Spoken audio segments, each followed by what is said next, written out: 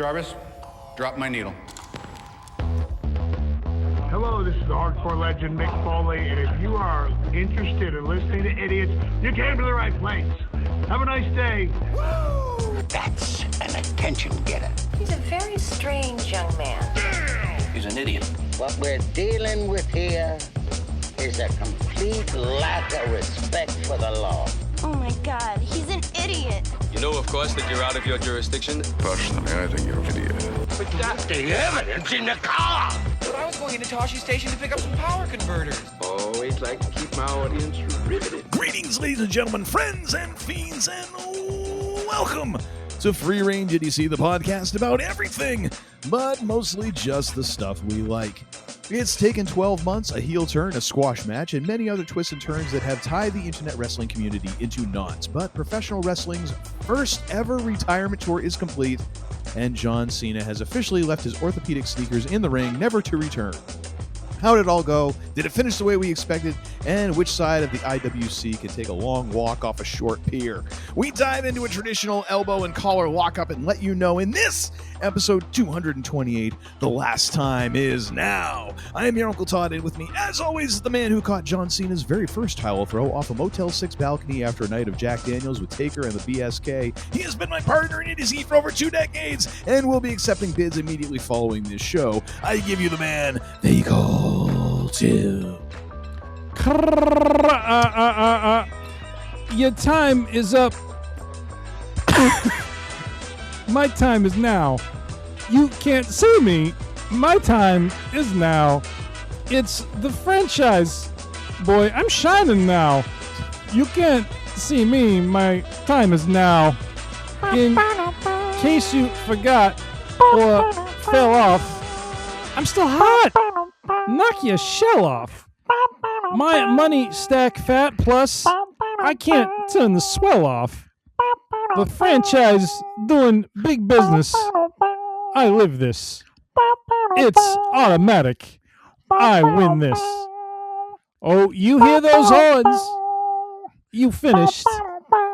A soldier and I stay under you fighting. Plus I'm storming on you chumps like I'm thunder and lightning. Greetings and salutations. I'm lightheaded right now. Honestly. Yeah, I figured as much. You know, you also could have done. I read over the weekend too. Paul Heyman, not that he did this, but someone said, you know, this was Paul Heyman's. What do you call it? Tribute to John Cena when like going back several months when he came out and did the do.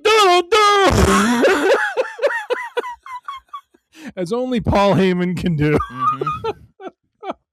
That's why I didn't try and do it. Well, sir, I could have continued. That verse goes for a really long time. I just cut it at thunder and lightning because I was just like, enough. I thank you so much. I thought I'd get you with the and then went right into it. So off we went. That was fantastic. How are you, sir? How are you? Oh my goodness, doing all right. Living and surviving. Doing my best. Can you see me? Can you see? You can't see me now. Oh God, here we go. Can you see me? Did John Cena ever win that belt? Yes, he held the WWE's version of the big gold belt. That's right, because he's Grand Slam. Okay, I forgot that part. Yeah. That is part of his never seen 17 that he's held. So, all right, right on. So just this is less about the fantasy football and more about just a quick little look right here at the gold for the franchise, John Cena. Well, it is now in the books. We are recording this on December 14th, 24 hours approximately after John Cena's last match on Saturday night's main event from December 13th, 2025 in the year of our Lord. Yes. And it was an interesting evening. I would actually submit this was, aside from, I think, the first Saturday night's main event when they brought it back, this was definitely by far the best one. I would agree 110%. A little hiccup in the opener, I would say, but other than that, I'm curious to hear what that is. I think the other two matches in between, the kind of the meat or the ice cream in the sandwich, however you want to think about it. I definitely prefer to think of it as the ice cream. Was very good, and you know, we got John Cena's final match. So I mean, it kind of lived up to the hype in many ways. So yes, but yeah, so we're gonna run down a little bit of what happened at Saturday night's main event. The previous matches, we'll kind of quick hit those. And what the hell is there going is a gnat flying around, and I'm trying to snag it. I thought you snuck in some like Everclear into your rotation, and you were swatting at you and the Everclear. My God, I've gotten a couple reels from Uncle Todd over the last few days on Instagram about the Everclear. Now it's funny, but it's like enough with the Everclear. I've heard more about Everclear in 2 days than I have in my life. Have you ever tried Everclear? I have not. Okay, so well, the funny thing is, like, I never have either. But I showed these to my wife, and my wife is like, she's like, "Oh, have you ever tried that?" I'm like, "No." She's like, "Oh, I have." I'm like, "Why?"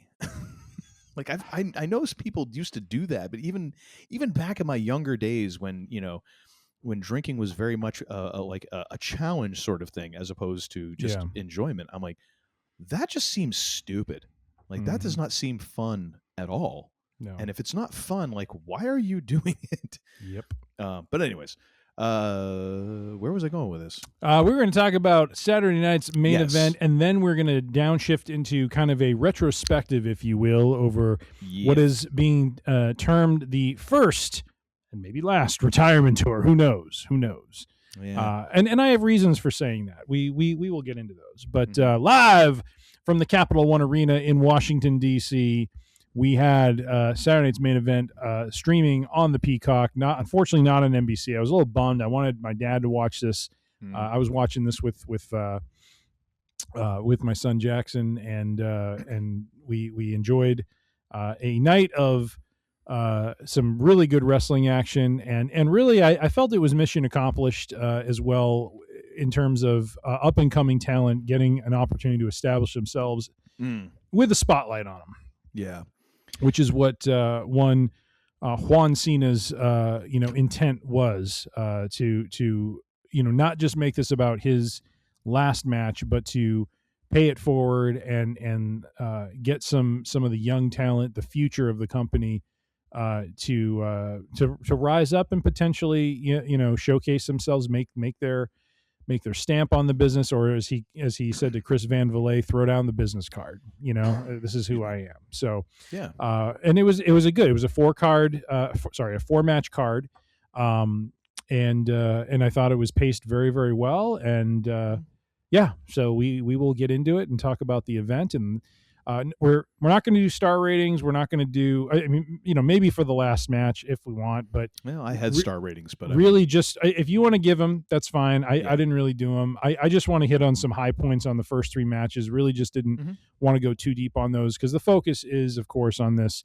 being John Cena's last match against Gunther, the Ring General. Yes. But let's get into it. So, opening match was the undisputed WWE champion Cody Rhodes in a non-title affair against the NXT champion Obafemi.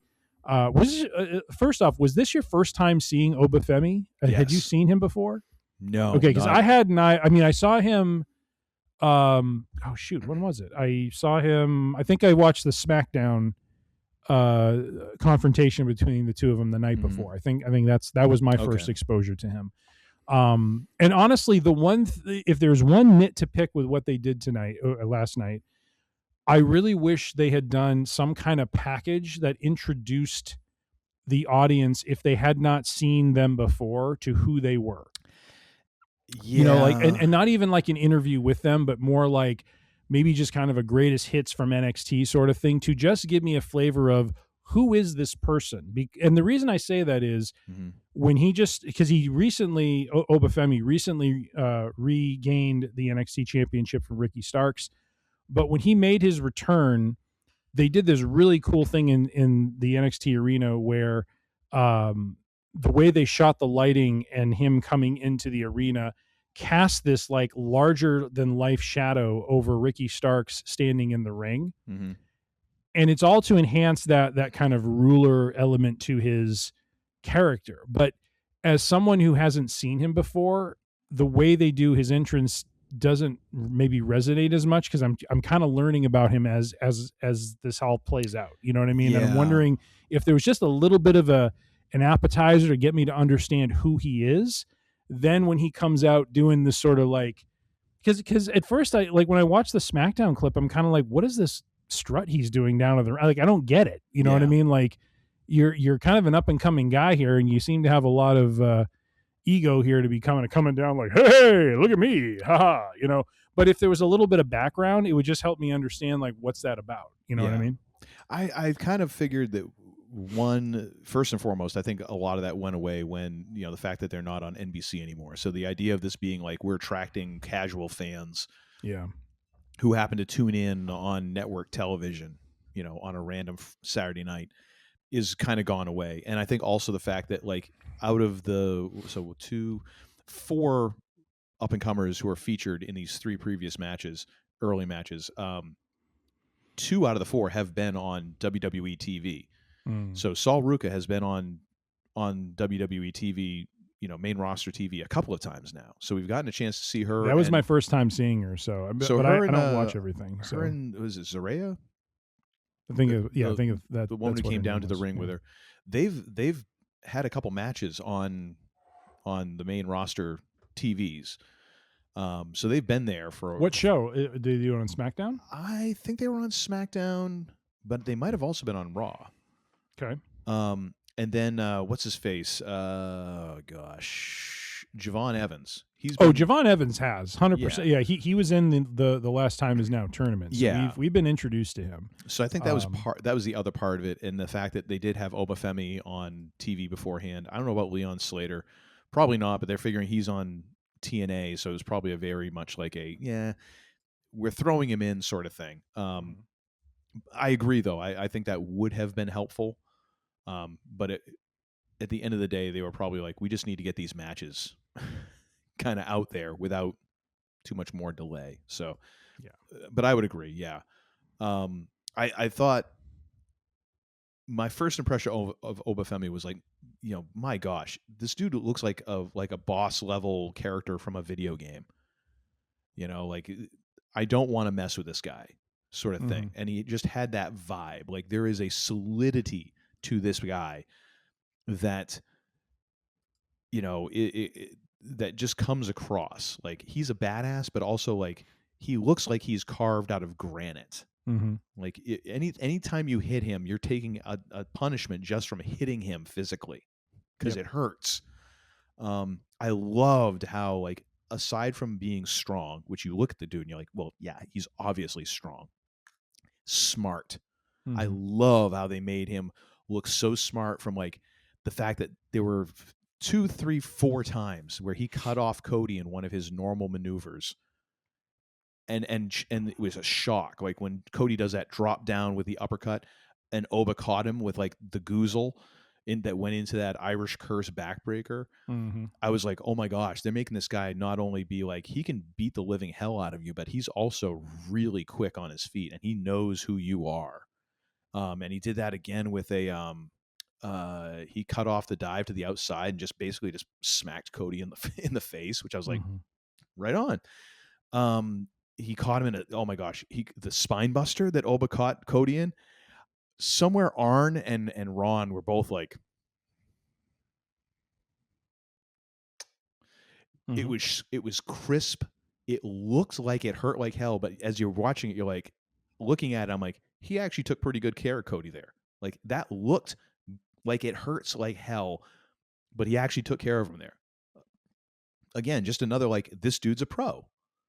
Like he, you know, the one nit that I had to pick, and this kind of goes with, it somewhat goes along with just the nature of the beast here with folks working with people they've never worked with before, because there's not even a chance for you to warm this up on house shows, I'm imagining, because you have NXT TV, like the two promotions do still exist in separate worlds. There was a bit of hesitation here with like Oba getting into spots with Cody, and there was one point where like Cody pulled the rope down and it was like Oba had to stop and almost waited for it to happen instead of like just trusting that he was going to do it. and I get it. It kind of happened in each match to some degree where there was a little hitch. The only nit I have to pick, this dude looks like he is ready. Yeah. And the only thing that was kind of like the thing I alluded to is like a little bit of a problem this first match, Cody getting his ear busted open. And I saw this, a couple people speculating on this. I think they actually rushed to end that match because I think there was a point where they're like, we don't necessarily want Cody bleeding all over the place in this match. Like, this is going to take away from what's happening later. Let's just wrap this thing up, especially when it's like, okay, his ear is really bleeding a lot. Let's just get this thing to the end. Yeah. And then, I mean, and yeah, we had the BS finish with the Drew with a run in, which was like, yeah, that was going to happen. There was no way they were going to let one of these guys eat a pin from the other clean. Like, you're not going to do that with two champs going face to face, especially where this could potentially be a feud down the line. Mm-hmm. Both of these guys have a lot of runway to their, Oba obviously a lot longer, but Cody still has a lot of room to go. Like, why make either one look bad when you have Drew there lurking in the shadows to come out and muck things up? Yeah. No problem with that. I still, even with the BS finish, 3 stars, I thought it was still a fun thing to see, Obafemi for the first time be like, this dude's he's mustard. He is the goods, man. Great show, start off to the showing for the younger folks, and then to realize like, what is he, like 24, 25, something like that? Or no, he was like 27, I think. Obafemi? Yeah, because it was I didn't catch his age. What I did catch was the fact that it's been 3 years from the time, like he basically started. He had never been in a ring, until about 3 years ago, and so this is now the culmination of those 3 years is him coming out and doing this, and the fact that a lot of folks saying how fast he's picked up the business and working and all of that. So, and he's 27 because it's Levon and Leon Slater who are 21 in their very early 20s where you're like, both of them are 21. Obafemi at 27, like, dude, this guy gives me like, in terms of like the ceiling for this guy, like, obviously different division, but like Rhea Ripley, like, this dude has years and years and years and years before he even truly hits his prime. Yeah. Like, Rhea Ripley has been fan-friggin-tastic. She got a couple more years before she even gets more seasoned in this and could truly hit a prime where you're like, now she's got everything wired. Mm-hmm. This dude in the same way, like, he's this good at this point. Yep. Give him a few more years after he's made a couple mistakes and gone through a couple things and that and the other, and like early 30s. Holy crap! If they don't muck this up, here you go. Here is the future of the business alongside Braun Breaker. Imagine those two tangling like 2-3 years down the road. Yep. At WrestleMania. Holy hell. Yep. That's going to be amazing. Anyways, I've just blabbed about that. Your thoughts, sir? Yeah, I thought we were going to go quick on these. I know. I'm sorry, but it's tough when you like. I was genuinely impressed with all of the newcomers in these matches. Yeah, no, and absolutely, they were a ton of fun. And this match was great. I liked how the match was built around elevating Oba, and helping him look like a beast. I mean, and I say that because, and I think it's been confirmed. SummerSlam 2026 is going to be in Minneapolis. There is already rumors that Brock Lesnar is going to retire at SummerSlam next year. And I think Obafemi is at least in the running, if not, the one who's been chosen. Or maybe it's Gunther. It seems like this is now, Gunther's kind of taking up Randy Orton's gimmick a little bit of being the legend killer. But Obafemi would be a phenomenal pick to go and be the Beast Slayer, and he has the build for it. He has because Braun Breaker's too obvious. He has the athleticism for it. He just looks like the guy who can go toe to toe with Brock and throw him around, and so I think in this match they just did a great job of telling that story.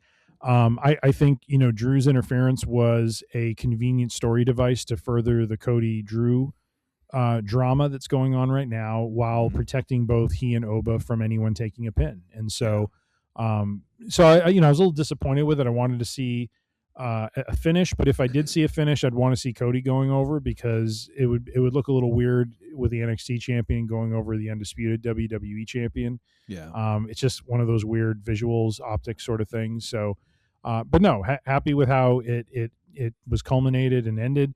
I did think the opening up of Cody's, just having the blood on his face was a nice visual that, again, further established, that aspect of Oba being just a beast. And oh yeah.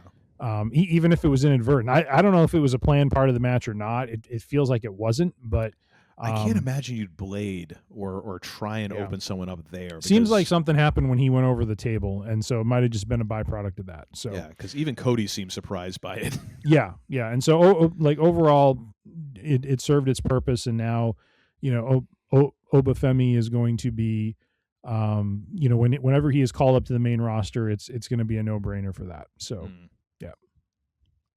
Yep. All right, next match was Bayley versus Sol Ruca. Oh man, I love this match. The one thing I got to say is I think Sol needs to change the ring attire just a touch for the whatever you call the stuff that's rides. I don't know what the hell to call them. The fabric that is elastic around just underneath her knees that then goes down to cover the tops of the sneakers. Okay. She's constantly pulling those up, and then they end up getting underneath the You're either going to have to staple those to your skin or find something else. Yeah. They look kind of cool, but at the same time, you're having problems with them. You're turning into Rey Mysterio's mask with those. They need constant adjustment, and it's turning into a tick. You're going to need OCD therapy for this. This was great. I actually, after the first match, this one, my first comment was smooth back and forth. These two just starting off, it felt like there was a rapport there. And I mean, of course, you have Bayley, who is Bayley. She kind of works with everybody and can work with everybody. The one thing I did notice, and this is probably, I don't know how you take notes on this, but the note I had was Sol manages to pull off more acrobatic stuff in spite of her height much better than someone like Dom, who doesn't have the same training. The way that the gymnastic background that Sol Ruca has, that they talked about, just makes her that much more graceful when she is taller, pulling off these maneuvers that you would normally expect from someone of a much smaller stature. So it almost makes me wish can they send Dom away to some sort of gymnast training to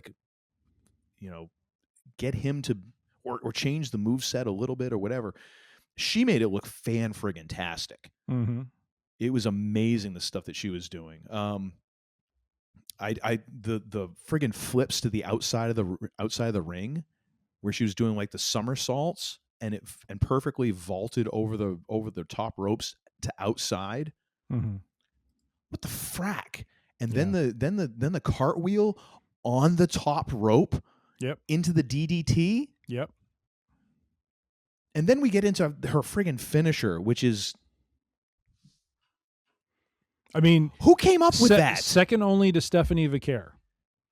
Second only to I would not put her move above whatever that corkscrew moonsault thing is that Stephanie does, but visually that is jarring to see her do that. Yes. Like whatever the flippy thing she does off the top into that maneuver, into that cutter, you're just like, what the hell just happened, and how did she rotate herself that way? Yeah. Now, granted, that depends a lot on the opponent.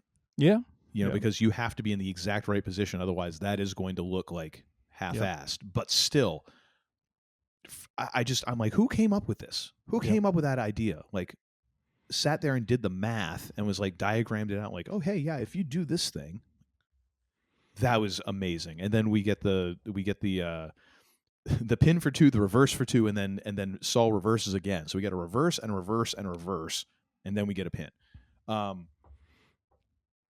The perfect result. Give the kid a win. Yep. And Bayley's the perfect person to eat that pin because, of course, Sol Ruca has also been on the main roster TV. So I mean, if she showed up and got into a feud with Bayley, yeah, please. This is a perfect setup. Holy crap, dude! Yeah. That was a fun match. I had that at 3 3/4 stars. I enjoyed that match a lot. Yep. No, and same. I have nothing more to add. I think Sol Ruca shined like a star. I thought she showcased her arsenal of moves very, very well. You know, like you said, the cartwheel on the top rope into a DDT, the launching to the outside of the ring using, you know, kind of a handstand flip maneuver to go over the top rope. And then what's her finisher? The soul snatcher. The soul snatcher, where she just like does some flippy thing off the top turnbuckle into essentially a cutter. Yeah. And man, just the way she rotates herself is what's the most visually jarring thing, because it doesn't look like it's possible, and she does it and throws the move on out of nowhere. And no, it was so well done. I was happy to see that both seconds, you know, who are outside of the ring, both what's her name, Lyra Valkyria, and then I just said her name. You did Zanya or something like Zarya. that. Zarya. Glad they didn't get involved. I thought it was good that they were there, but just, you know, as both Sol and Bailey are in kind of tag team, you know, situations, but yeah, just and I like how each match kind of had its own little, you know, thing. I mean, I guess Cody and Oba didn't do this, but each match, the next two matches both had kind of a salute to John Cena at the end. Because again, the idea behind this was this, and Cena said this many times, it was meant to be a non-canon exhibition between main roster talent and NXT. And certainly these two matches, this one and the next one, showcase that, because there was a camaraderie at the end. There was a, you know, all the principals kind of facing the camera and doing, you know, the John Cena salute. And so, yeah, no, just a great showcase for both. And Bailey loses nothing in this, you know, like Bailey loses nothing there. And I think it helps there were no titles involved, you know, like when you get title holders involved, there's optics and there's considerations that you have to take into account. And this one didn't have it. So no, the right person went over and it was great. The only question I have is, did Lyra lose her luggage on the way to this show? Because what was up with the oversized? She did look like she was in kind of her I don't want to call it like nightwear, but kind of like no, it definitely looked like comfy nightwear, comfy clothes that she wears at home. And hey, believe me, which is fine. Do I look like I am dressed up for this occasion? I have no problem with that. You do. You're wearing the appropriate. It was weird just seeing that on TV. Like, did she forget and she had to run here from her hotel? Like, oh shoot, I have to be at TV. It was just kind of odd. Next up, we have. Do we have a name for this team? AJ Styles and Dragon Lee. Are we? They aren't going to call themselves that, but damn it, I am. They are the World Tag Team Champions, AJ Lee, ladies and gentlemen. That's what I'm calling them. Book it. Or maybe like, you know, Dragon Style. Actually, that could be weird. Style Dragons. I bet that is like. Never mind. That's probably in the Kama Sutra. Anyways, AJ Styles and Dragon Lee. Oh, God. I'm just saying, Dragon Styles probably in the freaking Kama Sutra. I mean, Uncle Todd, not me. I'm just saying. I always got to take it to the lowest common denominator. Yes. Yeah, pretty much. Yeah. Versus Javon Evans and Leon Slater from TNA, the X Division champion from TNA. Yes. I do like how the kids went after the champs right at the jump. Man, friggin' Leon Slater jumping over the corner. Kids went at the adults right off the like. That's an understatement. Like this match was like 125 miles an hour from the get go. Good Lord! Somewhere Jacob Fatu was like, "They're stealing my gimmick, bro." All gas, no brakes. Gimmick infringement. They owe me dinner. Slater jumping over the corner, corner ring post to the outside. Insane. I'm like, how is there not a trampoline involved for that? Insane. Dude, friggin' Evans and Slater, like, Barrett was right. Like, they don't have blood. They have helium in their veins. Mm-hmm. That's the only way to explain this. That was incredible to me. And I'm sure this is part of his normal repertoire, but it's the first time I've ever seen anything like this. Slater doing the Swanton 450. Mm-hmm. I'm sorry, what? Yeah. I have trouble getting out of a chair, all right? That was just, I'm like, okay, so sure, that's okay, you're a superhero without needing special effects, honest. The one part that really did stand out to me, the one like specific spot that I thought was so great, and it shows like just how good everyone involved in this was, because you really, I don't know how long Dragon Lee has been in the wrestling game. Like I don't know his backstory or anything. AJ Styles obviously been around forever. These other two kids are like 21 something. Dragon Lee, I'm assuming, is somewhere in the middle, although he seems like he's on the kind of younger end of the spectrum. The point where they have Dragon Lee kicking Evans, where Evans is like celebrating, Dragon Lee comes in, kicks Evans into the pin attempt to break it up. I was like, that was such a great spot and absolutely made logical sense. Yep. Like one of the best pin breakups I've seen in a long time. Like it was great. And I'm like, and that's like two guys who are just barely over like drinking age. And the veteran was the one who was taking the pin. Yeah. I'm like, that's friggin' fantastic. The kids are going to be okay. The business is all right. Oh my gosh. So good. The one scary spot was Styles slipping on the top rope, which I think was legit. I don't think that was planned. So yeah, I agree. And because we got that quick pin attempt by Slater, which kudos to him, jumping in and trying to make, cover it. Give him a lot of credit there, and but then we get a Styles clash for 3. Styles only win. I gave this 3 3/4 stars. This is just a friggin' fun match, dude. Yeah, a mile a minute, stuff happening all over the place. The referee looked like he was just having trouble keeping up. Like literally one of those moments when you see like a referee running backwards with like a wide receiver down the sidelines, and afterwards the ref's like. Like my son was on his phone during some of these matches. I said right away, get off your phone. Like watch this. This is and when he did, he was like, whoa. I'm like, yeah, I know. Watch this, Yeah. Because I was excited to see what these 4 were going to do. And man, they did not disappoint. This was, again, great way to, each of these matches had their own, texture to them, their own pace, their tone. And this one was, like you said, I mean, it was the challengers. This wasn't for the tag team championship, but it was the young up and comers really taking it to the veterans, and it was so well done. And they showcased the skill and just the crazy just airborne maneuvers that they all do. Javon Evans is going to be a star. This guy has just has crazy height on anything that he does, to the point where my son even said, it's just like, my God, that guy, like he said, the guy goes up really high. I'm like, I know, guy is crazy. I thought Ricochet, like the laws of gravity didn't apply to him. Like, nope. Evans is like next level. And then Leon Slater too. I mean, he's no slouch. He's 198 pounds, but man, like he goes and he's doing some amazing stuff. Like you said, over the corner like that I was like, what the heck? Just don't blow your knees out, boys. All right.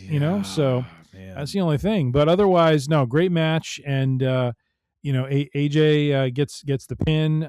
But no, just, and again, all 4 of them, shaking and hugging at the end and giving, Cena the salute. So, great showcase for Javon Evans and Leon Slater, and Styles and Lee, they get the victory, but even throughout the action, they didn't lose anything. So great match. By the way, Dragon Lee, 30 years old.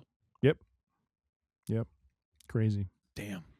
Just crazy. AJ Styles, 48. 48-year-old is keeping up with all the youngins. Not just keeping up, like giving them, like not like dictating the pace. Yep. Because he was not like, he took a powder at the beginning. He was like, all right, you know what? I don't need to work so hard. I'm going to take a break for the first 3-4 minutes. I'm just going to relax out in the outside after you beat me down. It was great, by the way, in the Chris Van Vliet interview that Cena did recently, to hear him talk about AJ Styles and the, affection and respect he has for him. But one thing he said that was really interesting is just how even AJ realizes he is walking the razor's edge right now. He's like, I'm 48. Physically, I should not be doing this. I've overstayed my welcome. I got to shut this down soon before I hurt myself, and like him, but yet like you said, you see him out there and you would not know. I mean, I told my, my son that I just said, I said, AJ Styles right there. I said, he's 48. He's the same age as John Cena, and look at what he's doing. You know, he's 2 years younger than me, and this guy's looking like he's, I mean, looks amazing, you know, shape wise, but also keeping up with these young up and comers, and you know, just doing some amazing physical feats for someone of his age. And so, just all around, I think the lesson here, ladies and gentlemen, is you know, that unlike our stalwarts from the 70s and 80s and maybe the 90s, stay off the alcohol and drugs, because I think although we're not listening to that too much ourselves, you know what I mean, but we're past that point. But there's something about, I think, the way a lot of folks these days are kind of living that, you know, like we don't look so weathered, and so like I feel like there's because I've seen some commentary and some articles talking about like, why are so many wrestlers going well into their 40s, and I just wonder if because the business has changed, and you know, there's a wear and tear to it, but I think the environment that they must operate in is slightly different than it was back in the day, because it seems like a lot of the stars are able to kind of push forward well into an age where they probably should have shut it down. You know? Well, I mean, look at medical technology, look at the new philosophies and training that have been taken over the last 20 years. Right. You know, I mean, like DDP yoga, baby. Yep. An emphasis on pliability, on flexibility, on, you know, all of those things. Yeah. And some of it comes down to luck. But I mean, it's there. Things have changed. And like, there was one thing that when they started chanting, and I don't want to get too much into this, but I think it's worth mentioning now, and then maybe talking about it a little bit more later. When they started chanting for Cena, "You still got it." Mm-hmm. My first immediate thought was like, yes, he still has it. He just has a lot less of it. Yep. And that's the same thing with AJ Styles. Like, he's still got it. Yep. He's just got a lot less, or not maybe a lot less, but he's got less than what he did 10 years ago, 15 years ago. Like, he can still go, but the margin for error, like that razor's edge, is a lot thinner. Mm-hmm. You know, you don't have, you know, the same recovery and all of that you used to. But yeah, great match, and it's fun watching AJ Styles. It really is. That's one of those dudes that now I'm like, man, if I had only been watching wrestling for the past like 10 years for one guy, maybe this would have been the guy to watch. You know, the reason for me to watch, because he is just a boatload of fun and has made any number of people. Like, when he was in the tag team with Omos, that was friggin' awesome. Like, dude just makes everything work. Yep. Put me in a tag team with the Luchador. All right, sure. Yep. I can work with that. Like, sure, why not? Oh my gosh, so good. All right, let's move it forward. Main brings event. us to our main event, which we didn't even mention. Hosting the show, not on commentary, we had Michael Cole and Wade Barrett, but hosting the show from up in the crowd, we had Joe Tessitore and Stephanie McMahon. Or as CM Punk said, "Hey, Joe Testosterone," or something like that. So that was in the after show, the post show. That was kind of funny. I didn't watch that.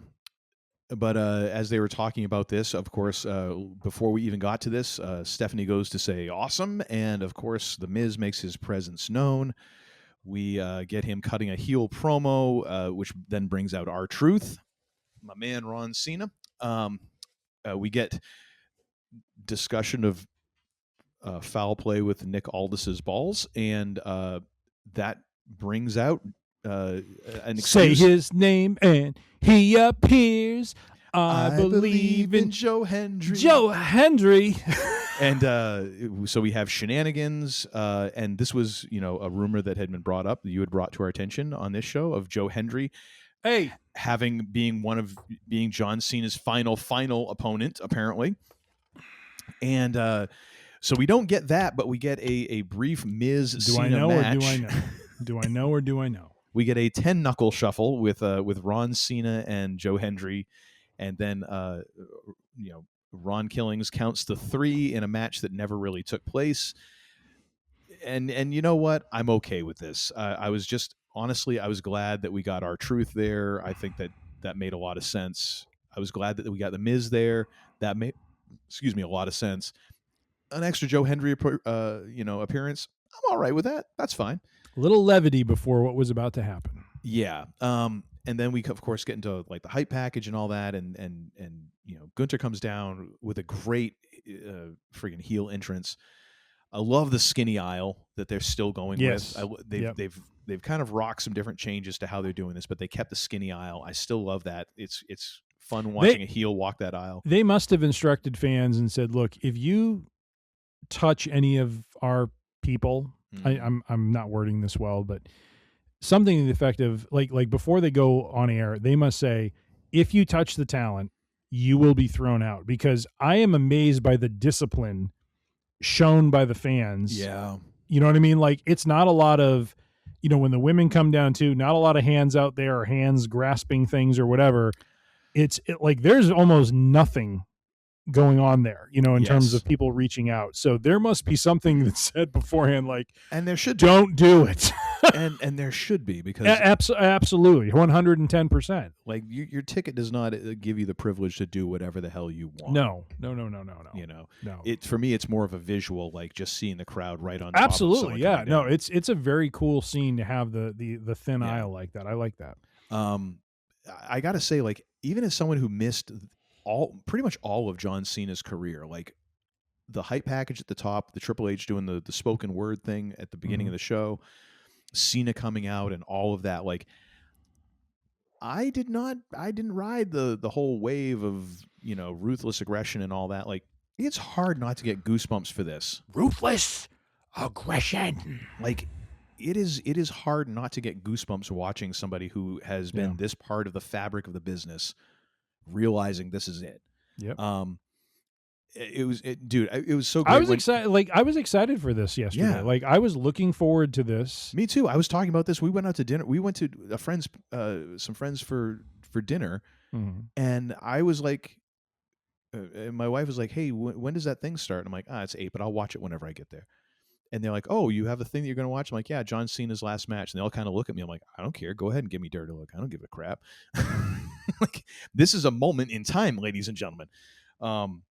I love the fact that when he goes over and there's all of the wrestlers like at ringside, dude, I was so excited to see KO, and I love the fact that the crowd popped when he was on camera. I was so glad, because I felt like it was so tough the way he had to come out, and he had done so good as a heel, like they were still booing him, even though he's like, dude, this is real, I was so glad that the crowd kind of cheered for him there. Friggin' Haku. I'm like, what is the John Cena Haku connection? I want a documentary on this. Dude, I just sent you a picture on Instagram of Haku with the MFT, because Tangaloa, Tamatanga are both his. I think Tangaloa is his biological son. Tamatanga is his adoptive son. And I think one more might be Talatanga as well, could be adopted as well, I think. But when I saw Haku, I'm like, all of a sudden I like spring up and I'm like, Haku's there. And my son Jackson's like, who's Haku? I'm like, I said, you don't understand. He was a performer, but he was a legit tough guy. No one screwed with Haku. I still love the fact that, like, in Paul Heyman's Hall of Fame speech, when he's like, and if anyone tries to mess with you, you're sitting 2 chairs down from Haku. Yes. And that was all he needed to say. That's it. And Haku's just sitting there smiling like, enough said. Oh my gosh. But I want another interview where they're like, okay, what's the Haku connection? Because you made a point of like, kind of like having a word with him or something. Like, there was a moment there, like, how do you know this man? Like, there was zero crossover in your careers, and yet, like, you're best friends. That's the buddy cop show I never knew that I wanted, that I want. I want Haku and Cena. That's what I want. Just like a Netflix series. Can we get that, please? Like, this time. And then, of course, going out, and freaking Elias was there, which I'm like, okay, so that's a thing? Like, they made a point of Elias being, okay, fine. And then, of course, Sami Zayn, which was nice, there, and he was there with his kid and all that. So that was fantastic. Dude, if it was it just me, or when Lillian started Cena's intro, was there a little bit of a hitch in her voice? Like, was there a little quaver there? Might have been. And I'm like, you know what? The room is getting dusty for everyone. Even Lillian Garcia, professional of professionals, is a little bit like, I'm getting verklempt here. You know, like the whole thing just had a feel to it. Like it was friggin' amazing. Yeah. The match, I didn't take many notes. I took no notes after the introduction, so I got nothing after this. The match itself was very I think the match basic. was great. I think this, and I don't know if you listened to the whole Chris Van Vliet interview, but Cena talks about, I didn't. You know, he knows enough tricks to be able to get by in matches and stuff like that, and this was one of those cases where you could see that a lot of this match was him taking punishment, coming back, doing his shoulder blocks, doing the 5-knuckle shuffle, doing his kind of best of maneuvers, and not doing much more. You know, like it really was it, and you know, just taking a lot of punishment from Gunther. He did break out the top rope leg drop. He did, which I was surprised by, because that's from what I've read and seen videos on, can do a lot of compression damage to the spine. Which I think that was one of those things where he's like, okay, I've got one more in me. Mm-hmm. And it might have been like one of those things where it's like, if I'm feeling it, I'll do it. Yep. If not, ain't no way in hell. Just move on. And he went up there and he kind of almost did the shoulder shrug, like, here we go.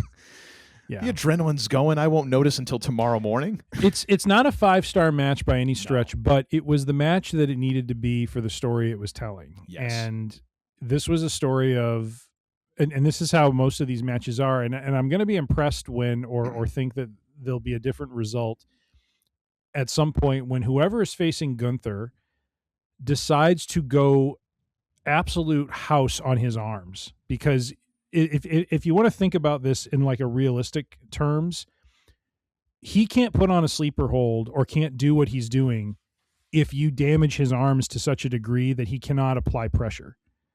Or he can't do the elbows. Like that's the constant thread I've been seeing through these matches, is when it gets deep into it and he's trying to slap on the sleeper hold time after time after time, he goes to doing the elbow whack on the neck. Yes, which legit looked devastating. Which did, and Cena sold it like a champ. And what I'm thinking is, I think the tell that's going to happen when Gunther is going to lose is when he goes to do that sort of thing and either can't do it or is so messed up, you know, from the prior, you know, pounding that he's taken on his arms or damage he's taken to his arms, that he can't do it. Because to me, that's the thing that's the nut that no one's been able to crack with him, is the fact that no matter what you do to survive all of his other moves, the power bomb and everything else, if he starts going into the sequence of sleeper hold, you break out of it, he whacks you with some elbows, throws it back on, you break out of it, he whacks you with some more elbows, puts it on, you're done. Usually that's the sequence. And that's what happened here, except Cena got out a third, maybe a fourth time if I'm miscounting. Yeah. And then succumbed to it. And to me, like that was the story that needed to be told last night, was Cena was heroic. He got his moves in, he got his spots in. They did like 2, 3, 5-knuckle shuffles, and the crowd loved it, but it went in a direction that it needed to go to, which is, and even looking at Cena's body afterwards. I mean, and I was telling my wife about this today. I'm like, when John Cena stood up, I said he looked like he was beat up, and I qualified this both with my wife and with my parents when I talked to, because I talked to my dad about the match too today. And I just said, it's not that Gunther isn't safe to work with. Like, this guy is a pro wrestler. He knows how to take care of his opponents, but he fights such a physical style. And I think his opponents like that physical style, and they want to throw at him too, because he doesn't look any better often. You know, he looks like he's bruised up at the end of these matches too. Yeah.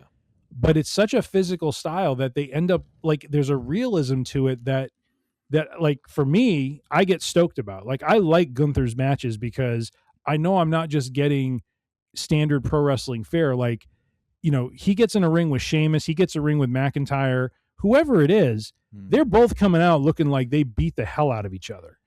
And Yes. Cena looked like he got the hell beat out of him, and Gunther looked like he took some shots too. It wasn't like he came out unscathed. He looked like he was in rough shape too.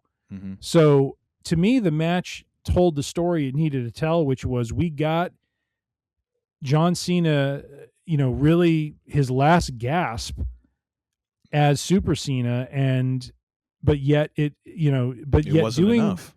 Wasn't enough, but yet doing the right thing, doing the traditional thing, which is putting over the talent. And we'll get I'll hold off on that because I know there'll be a whole thing on that.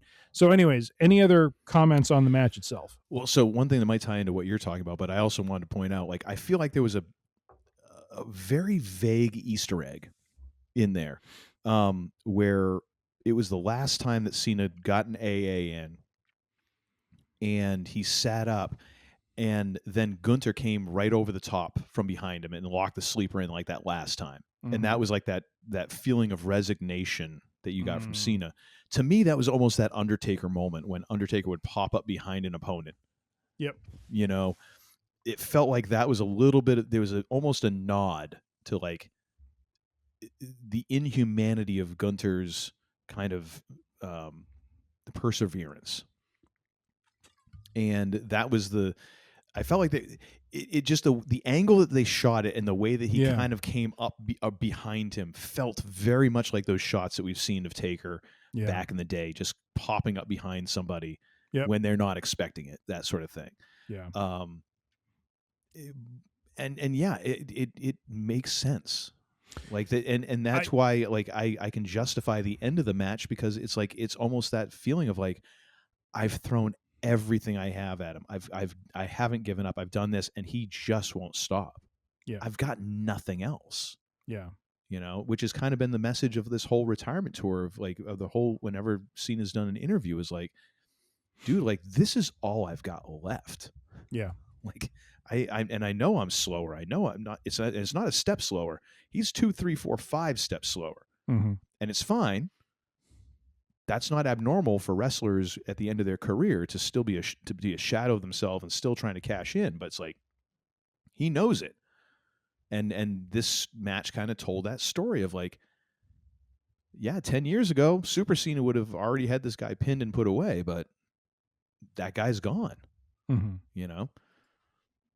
Yeah, it was exactly what it needed to be. But unfortunately, I was reading Reddit today, and there's a whole lot of people who are not pleased about this. Well, and the other, and the irony there is, and I was telling my son this last night, is it's funny that most of the fan base during Cena's heyday were pissed off that he was always beating the villain. Yep.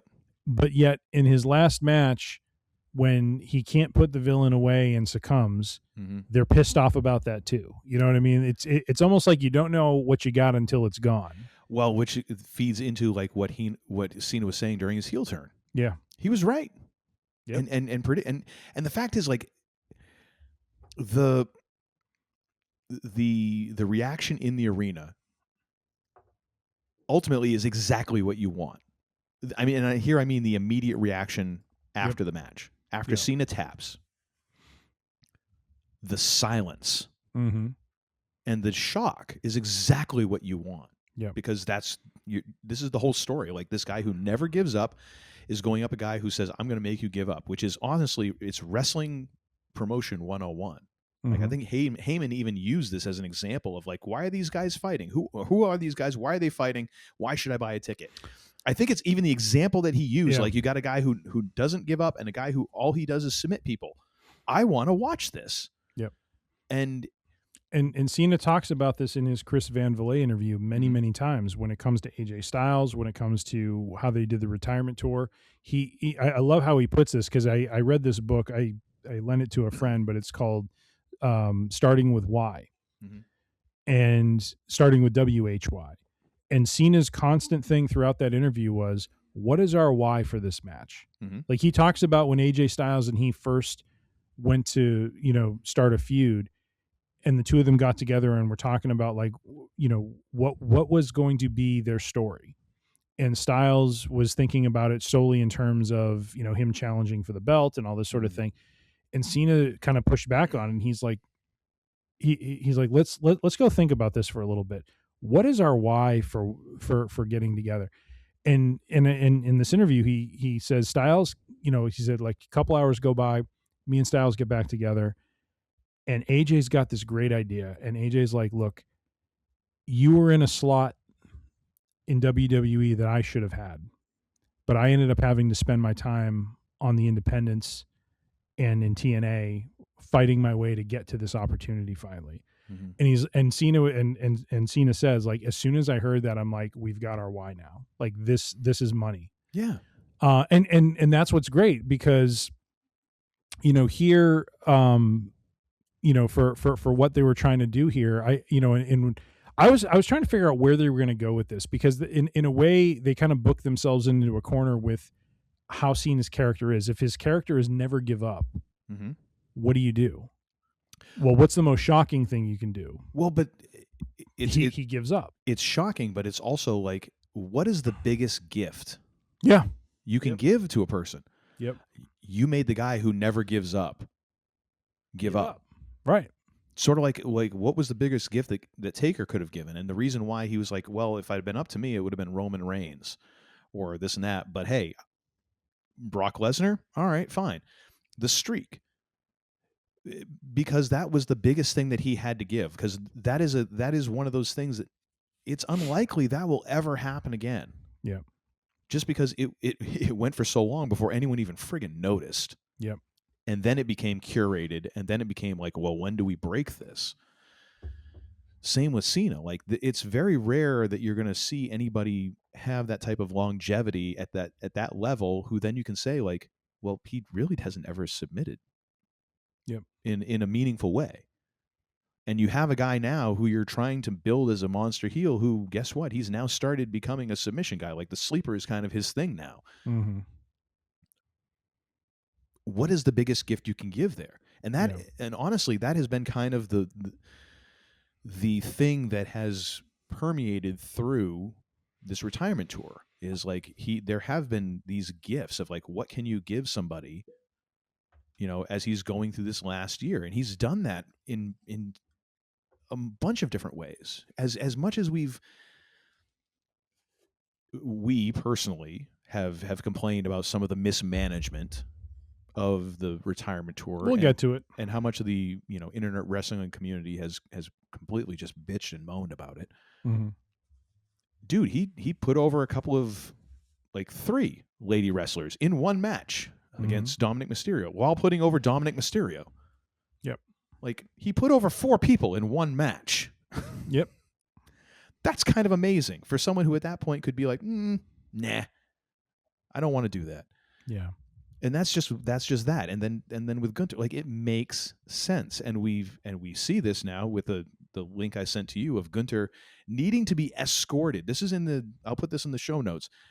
Gunther needed to be escorted to the bus after the show because fans were like walking down the street with him and yelling at him. Like, this is old school heel. Yelling is kind.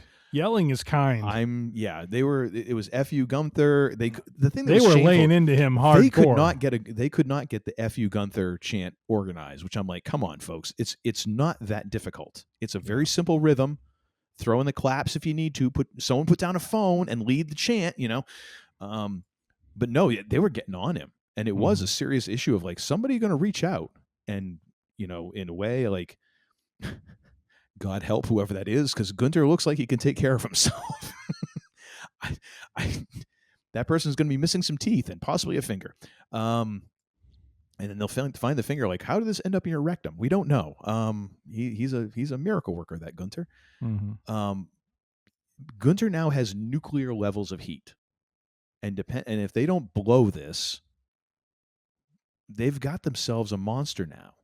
Who is recovering from the fact that you had him job to friggin' Pat McAfee and tap out to Jey Uso, because that was a chant during the match too. Like, you tapped out. Now that he made John Cena tap out, I got to be thinking, like, at some point, this is how Randy Orton loses. This is how Randy Orton goes out. Like, the Legend Killer gets taken out by the new Legend Killer. Man, and again, like the fact that Paul Levesque, when he came out, we had a bullshit chant, we had a you effed up chant, And then as soon as Paul got up on the apron to hug Cena, the crowd is booing lustily, and he had a smile on his face, which you know that as they're talking, like, you know what, mission accomplished. Like, you want to boo me, go right ahead. Like, you're still going to tune in on Monday to find out where the frig we go with this. Like, there's a little bit of Heyman rubbing off on Levesque, and I'm like, I kind of dig it. I kind of dig it. So, yeah, no, this is crazy. Crazy. Yep. I did not have a rating for this, but I would have to say, I don't know that it's appropriate to even rate this. I don't think we need to, honestly. Yeah. And one thing I want to throw in that I thought was a great touch, and I know at first was crapped upon last night, and then I think with some time and with some processing of things, I'm seeing a lot more sentiment this way, is I absolutely loved the fact that before he taps, there's a smile on his face, and then he taps. And some people felt it was inappropriate. Some people felt it takes you out of it. But I felt it made sense for the character. I've never given up, right? But now I'm yielding to the future. My like at that point, I feel like John Cena, like the character is like, the entire time, you know, your time is up, my time is now. The joke is my time is up. His time is now. And he had to tap because there was just no getting out of it. Like the brilliance of what Gunther does, is repetitive and as inevitable as it feels, is that it makes sense when his opponent does that, because they feel at that point there is no way out. And some say, well, it would have been better if Cena had just passed out. Yeah, it like his character would have been preserved, and that would have been the way it ended, but it still would have been, you know, kind of an open-ended ending, because Cena didn't make a choice. Cena just passed out. Yeah. But this one, he goes out on his shield and he taps, because at this point, the body can give no more. Well, it's not even he went out on his shield. Passing out would have been going out on his shield. He surrendered, which is it's a choice. Well, I kind of feel like he's still going out on his shield. Like he could have gone out earlier, right? I mean, he took a beating.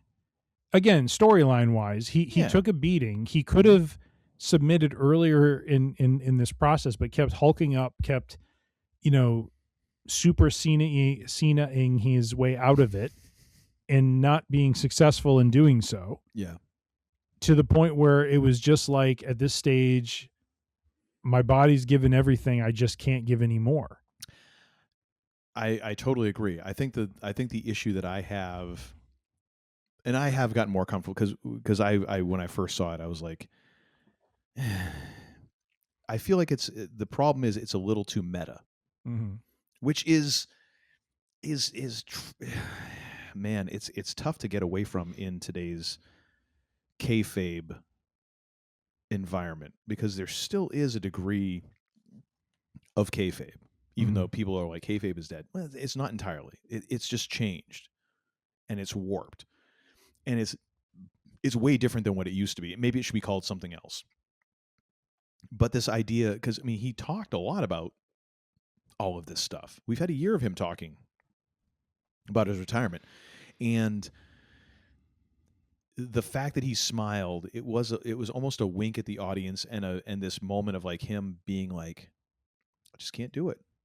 When normally in the reality of professional wrestling as a combat sport, as a competitive contest, you wouldn't smile in that moment because you're not happy that you're having to give up.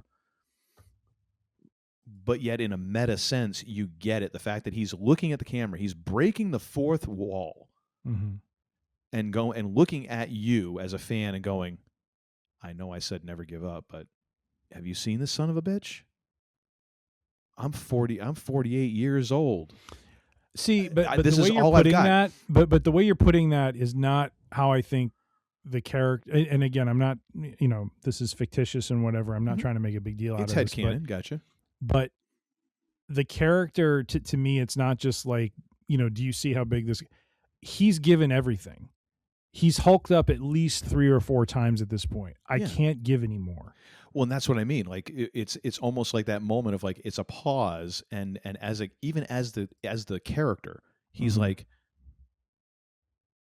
I know, almost like looking at you and trying to explain himself. Like, I know I said I'd never give up. I know I said you should never give up. I know that it's not what I would ever want to do, but look at this. Yeah. Look at this. Like, I've given you everything. I've given this everything. And this is why this is the last match, is because I got nothing left. You know? And I get it now. It did kind of, it irritated me that did sit with me, and kind of the weak sort of tap. It's nits to pick. I love Gunther's reaction afterwards too, where he sits back and he looks at the referee and he kind of goes, "Did he really?" Yes. He didn't even believe it. Yeah, which is appropriate. It's totally appropriate, and I love the fact that apparently when Gunther went on ESPN, he maintained kayfabe. Like, it was basically people were like it was like a promo on Raw. He wasn't talking as like, I don't even know what his real name is. He wasn't. He was talking as Gunther. Like, this is serious, and I'm like, this is the way they need to go with this character. That this is the no fun guy. This is the guy who believes that this is real, and yes, totally. And the fact that in that moment that guy would be like, did he really tap out? Because even though he said he was going to do it, this is the guy who never taps out. He's never gives up. Even though I put him in the sleeper like for the billionth time this match, like he did really. You know, that I feel like that actually adds to his character and Cena's. Like, in a way, that's like he got both of them over in that moment. And the whole thing, to me, like it makes total sense. That's why I shake my head at a lot of the folks, you know, I read today on Reddit who are like, oh, this is bullshit and this and that. It's like, dude, this is like what you do. Like, what is to be gained for Cena? Like, there was nothing left for him to lose. Like, him losing to Gunther in his last match does not tarnish his legacy at all. It doesn't, like, seriously, it'd be like if LeBron James, as much as I'm not a LeBron James guy, if LeBron James in his final NBA game, say whatever team he's on at that point, does not make the playoffs or doesn't make the finals or whatever, and in his final game he loses, people are going to be, well, his career was dog shit because he lost in his last game. No, that's not how it works. You know, this was, and at this moment, John Cena showed his generosity for, you know, giving to the next guy the greatest gift that he could, like the never give up thing. There it is. And then there was other people like, oh, there was no speech. Like, dude's been doing nothing but talking on interviews. Yeah. He probably, I'm sure that at some point Triple H was like, hey, do you want to say something? Yeah. The hell am I going to say? But the heat on Gunther is huge. Like I'm very curious as it should to see what happens on Raw Monday night when he shows up, and how, you know, does he somehow find a way to exceed the heat that Dominic has gotten in the past, where it's been, you know, he tries to talk and he just gets booed, you know, out of the arena, kind of a thing. You know, it'd be great. It will be great. No, it will be great. I think one way or the other. What would be great is if Gunther walks out and say he's got like a Halliburton or travel valise, you know, whatever, walks out to the ring, boos like crazy. Just, this is a cold open to Raw. Like, Michael Cole doesn't even say a word, or whoever's announcing Raw these days, because Cole is not Raw. But anyways, walks to the ring, comes out, has his little piece of luggage, comes out there, and then stands in the middle of the ring as people are just booing the living shit out of him. Takes it all in for a good minute. Reaches into the bag and takes out John Cena's shoes that he left in the ring. And then just drops them. And walks off. Doesn't say a word. Is like, there's your hero. Maybe even steps on them on the way out, and then just walks out, and that's it. Like, You didn't think it'd get any hotter. Just tweak people. Yep. But anyways, yeah, whatever he does, like tomorrow, as we're recording this on Sunday the 14th, Monday the 15th will be kind of the test. And I have not kind of made raw appointment viewing. It's been like, well, if I can catch it, I can catch it. I'm going to be watching tomorrow. For sure. Be interesting. Penta's back on Monday night, even though he's rehabbing with his mariachi band behind him. That was friggin' awesome. I thought that was hysterical. Awesome.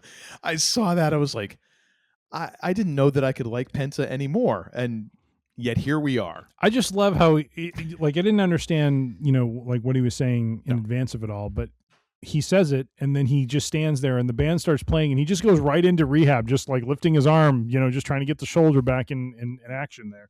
Hey, you got to have your tunes when you're lifting, man. You got to have your tunes. Before we get on to our next segment, I need to call a brief timeout. We will rejoin our program somewhat in progress. All right. I'll allow it. Oh, thank you. I appreciate that. Well, I'm whooping you in fantasy football, so I may as well. A few moments later. Okay, thank you, sir, for your, understanding about your weak bladder. Sure, no problem. I can do that. You know what? 100%. I'm almost 50. If I've got a weak bladder and that's all I've got at this point, I'm taking that as a positive.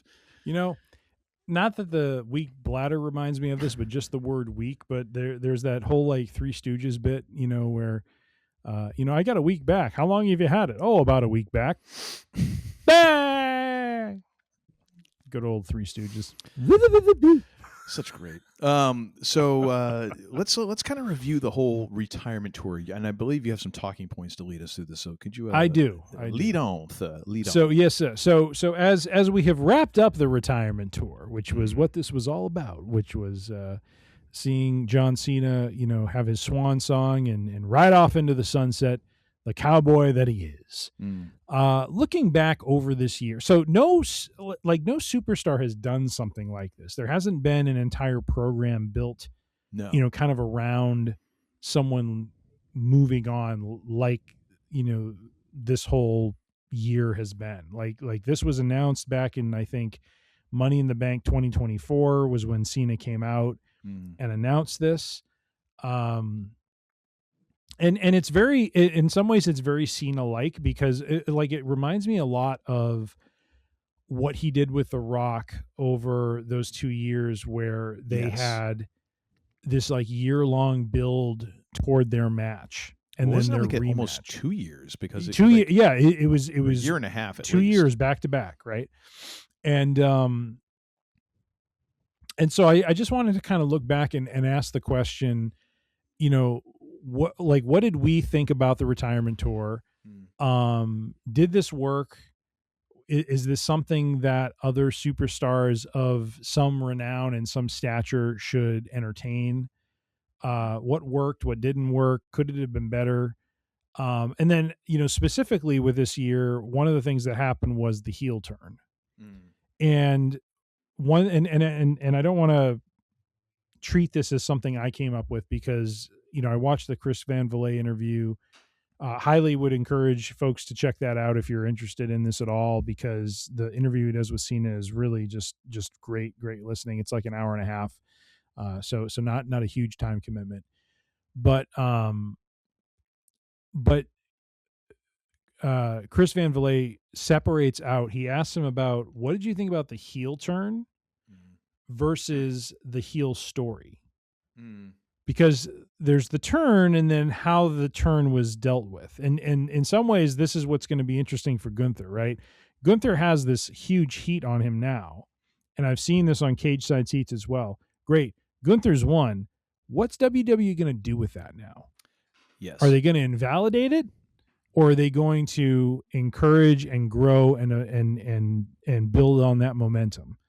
That's going to be the key question moving forward. Because if we go back to Gunther doing the, hey, you're a joke, but I'm going to respect you. Like the one thing that I loved about last night was that Gunther did not stand up, help Cena up and shake his hand. He walked out of the ring and he walked down that thin aisle, and he walked out the winner. And didn't come back down later. No. And Not that's that I saw. exactly what should have happened. Yes. Because if he's going to be this elitist, I'm the best, I'm the legend killer, I'm going to do this, that, and the other, then he has to, all of his actions have to back that up. Well, and also, he has to be, in a weird way, he has to be the one guy who still believes that kayfabe is real. He has to be the one person who takes this deadly seriously. I love Michael Cole's call last night when he said pro wrestling destroyed or annihilated sports entertainment. Yes. Spot on. And somewhere Paul Heyman was giggling. I have never been, for the longest time, I was never a fan of Michael Cole. I hated his calls. I thought he was fake. He was not in the same ballpark as Jerry Lawler and Jim Ross and others. Well, let's just say JR. Because Jerry Lawler. But no, but seriously, like Michael Cole, the way he called that, and honestly, the last few years, I think since Vince has left, I've really enjoyed Michael Cole more. Well, because if you don't have someone friggin' yelling in your ear, fair enough, like with their hand up your ass, like fair trying enough. to make you a puppet. But hearing him call it that way was just spot on. Yes, because and again, it doesn't mean that. I don't know how to say this. It doesn't do any damage to the business overall because they are still sports entertainment. Yeah. But it plays on that idea that Gunther is a throwback, that he is old school, that he is brutal, that he is physical. And when you get into a match with him, it is not going to be a foregone conclusion that you hit your finisher and you win. Mm-hmm. You need to physically dominate this guy, and it's very difficult to do. And quite honestly, this year he was mishandled. I mean, I get they wanted to transition the world title to Jey Uso, and maybe that was the best way they could have done it was Jey putting him in a sleeper hold, and like having him tap out was the wrong thing. I think he should have passed out. But having him fall any other way, from a splash, from a super kick, would have been stupid. Mm-hmm. And this is their opportunity to build him up now, because actually whoever takes him down has to do it impressively and decisively. Here's the thing, like I actually, and I remember at the time, because I agree, like the super kick and the splash and all of Jey Uso's normal, bag of tricks. I mean, that's pretty much all his offense is, if we are honest here. His bag of tricks is not even a like Dora the Explorer backpack. It's essentially a Crown Royal bag with a hole in it. And I thought him putting the sleeper on was great because it demonstrated that Jey was actually thinking outside the box and was different. And that, like, if that is the one thing that Gunther is susceptible to, is he is scared of being put into a submission hold where he's out of control. Okay, if you at least explore that idea, and then maybe it's a thing that he overcomes, fine. But there was no other explanation. It was just he tapped. And they never went any further with it. And that was a missed opportunity. But it came back last night when John Cena puts him in the STF, and it's like, oh, well, wait a minute. He tapped to a submission before. Yep. And now you have this thing of like, well, maybe he's overcoming it. But if that, everybody has to have a weakness of some kind. And Gunther, it can't just be like, well, you physically overwhelm them, because I mean, that's anybody. Let's face it. Like anybody, if you got someone bigger beating the living hell out of you, that's going to work. That's physics. That's life. If you got this one thing that kind of scares the living shit out of you, okay, that's interesting. That makes this guy who is this otherwise domineering, just perfectionist at this. But this one thing, he does not like to be put in submission holds, because it's now he is not in control. Like, oh, okay, now it's psychological. His weakness isn't physical, it's psychological. Interesting, but you got to explore it. You got to tell a story. So that's why I totally agree. Not trying to disagree so much as I'm trying to agree with what you're saying. Like, it is what they do next. with Gunter that is going to tell the story, because they didn't do that before. That was part of the mishandling. Like, they didn't explore this thing. Like, well, why did he tap? Why would that be a thing? You know?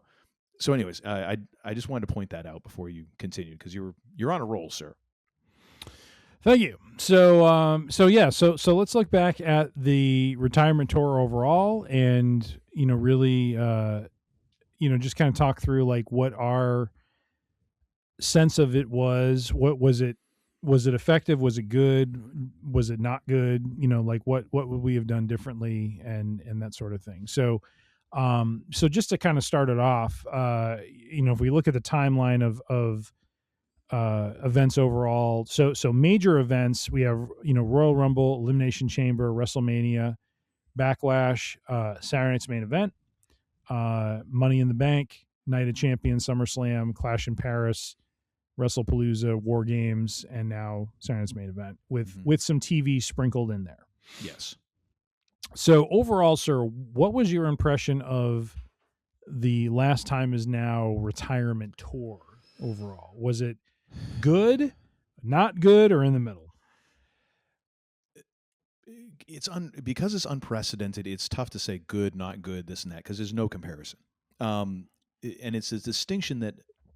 did it accomplish its goal? Like, were you satisfied by the journey from January to December? If its goal was and again, it's tough to say what the goal was, because normally, like, you're talking about a retirement match or like somebody taking a more backseat or a more part-time role and giving back to the business and all that. Like, this was a year of that. So it's kind of tough. Again, like, I'm not really trying to dodge the question. It's just tough because there's no context to like what giving back for a year looks like. If you look at it as like the culmination was Gunter versus Cena, then yes, it's a. Let me say it differently. Did what did you like it? Did you not like it?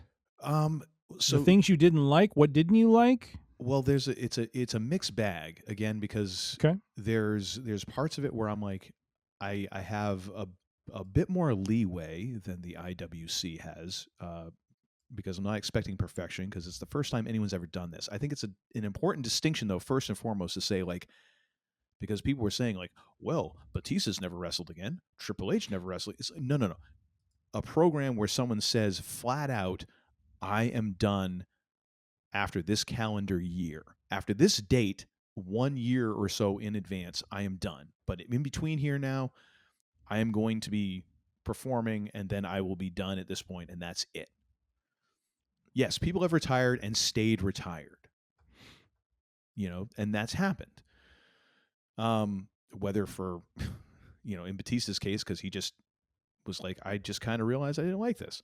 Or Triple H's case, like, well, I had this heart thing that made it sure that I had to stay retired.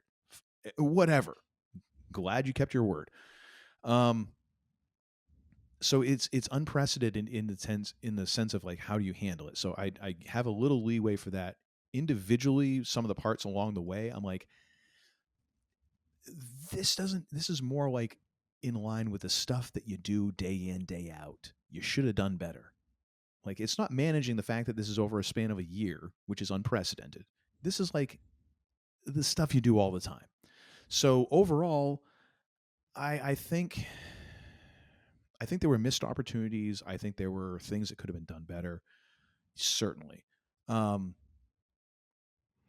for something that's never been done, it could have been worse. I think overall the biggest thing, and I took this from the interview that you've been talking about a lot, the Chris Van Vliet or Van Fleet, whatever. I can't remember how his name is pronounced, so I'm not going to correct you. I'm just going to give both of them, because I'm that wishy-washy son of a bitch. And you put a V on it, it's Valet. That's what I'm saying. Well, you have a thing for fillets, so I'm going to defer to you. But the original thing that Cena said was he was going to take a year off from everything, and he wanted to do a 220 date traditional WWE run through a year, which I'm like, Well, it wasn't really that though. Well, He had 36 dates. I know, but that originally he did say like he had thought in his head like this is what I'm going to do. Like in his brain, he's like, I am prepared to put my life on hold and to dedicate one last year to wrestling. And when I do that, I am all in. Which, listening to John Cena talk, this is an intense mofo. Like this is a dude. Like I've watched him do a video talking about having a flat white, a coffee. And this dude is intense about his coffee. I'm like, if he's this intense about his coffee, I believe wholeheartedly that when he thought, I'm going to go do one more year of wrestling, he's like, I'm going to do one more year, house shows, pay-per-views, everything. I'm going to immerse myself. I'm going to do every single thing like it was a year in my prime. I completely believe that he thought that's what he was going to do. And then they're like, but apparently he said, like, I'm ready to do this. And like, we only need you for 36. I think the problem there was WWE, in an effort to, which they were right, saying there's no way in hell you're going to do house shows and every week TV and all this. Like, that would be insane. What the hell are you thinking? They undershot it. And I say that you referred to the fact that, you know, in Week and Geek Wednesday, we were, you know, you're talking about it as an engineer. You're okay with, you know, assuming like this person said it, therefore it is.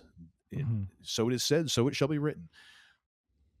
As someone who, you know, deals with cropping photos and doing graphics and editing text and all this, like I would always rather have more than less. Mm-hmm. So I think the problem here was that they undershot it, and that then John filled his calendar and they realized like, oh, we've only got 36 of these. We could really use 50. And it's like, well, sorry, Sparky, but my calendar is now full because I've got other things in my life. I think if they had had more on the books, this could have gone much better. The heel turn could have gone better. The, you know, just kind of the flow of this whole thing could have gone better, which I think is also specific to the fact that you have somebody who, you know, is retiring as someone who is not even a part-time wrestler. John Cena has not even, you couldn't even call him part-time for the past 3-4 years. He's been a spot guy. So it's not even like you're like a AJ Styles or something like that, or even Roman Reigns if he decided to do his retirement tour right now. Like, for God's sake, at least those guys work kind of regularly in terms of Roman, and AJ, he works damn regularly. Like, John Cena was kind of almost doing a comeback and a retirement at the same time. So it's this touchy thing of like, this is a thing that'll probably never happen again, where you have someone in this position of making the comeback and the retirement at the same time. Mm-hmm. So with all of those factors, I'm willing to give them a decent sized pass and say there's definitely things I wish they'd done differently. Overall, with the result and some of the things they managed to accomplish along the way, overall, I'll give it a thumbs up for sure. There's definitely things I would have rather seen done differently, but for some of the moments that they had, even if it was just for like John Cena in the Boston Garden going toe-to-toe with Dominic, basically screaming in his face and saying, tonight I am invincible. Mm-hmm. Again, I'm a guy who missed his entire career, and I was having chills watching that. I'm like, F yeah, let's beat this little punk's ass. You know, show him how we do it here in Boston. I'm in. So, I mean, that's what I feel about it. Like, overall, yes, I think given all the circumstances, I will give it a pass. I will definitely give it a passing grade, if not like a B, A-, with all those factors. What do you think, sir, overall? So, before I had listened to the interview that he did with Chris Van Vliet, I was prepared to be a little more harsh on kind of the heel storyline. Mm-hmm. Let's be clear. The heel turn at Elimination Chamber was phenomenal. And I thought was really well done. You have to take it in the moment. You cannot analyze it after like with time. You have to look at it in the moment. In the moment, it was a shocking, well done turn. Can I submit one distinction?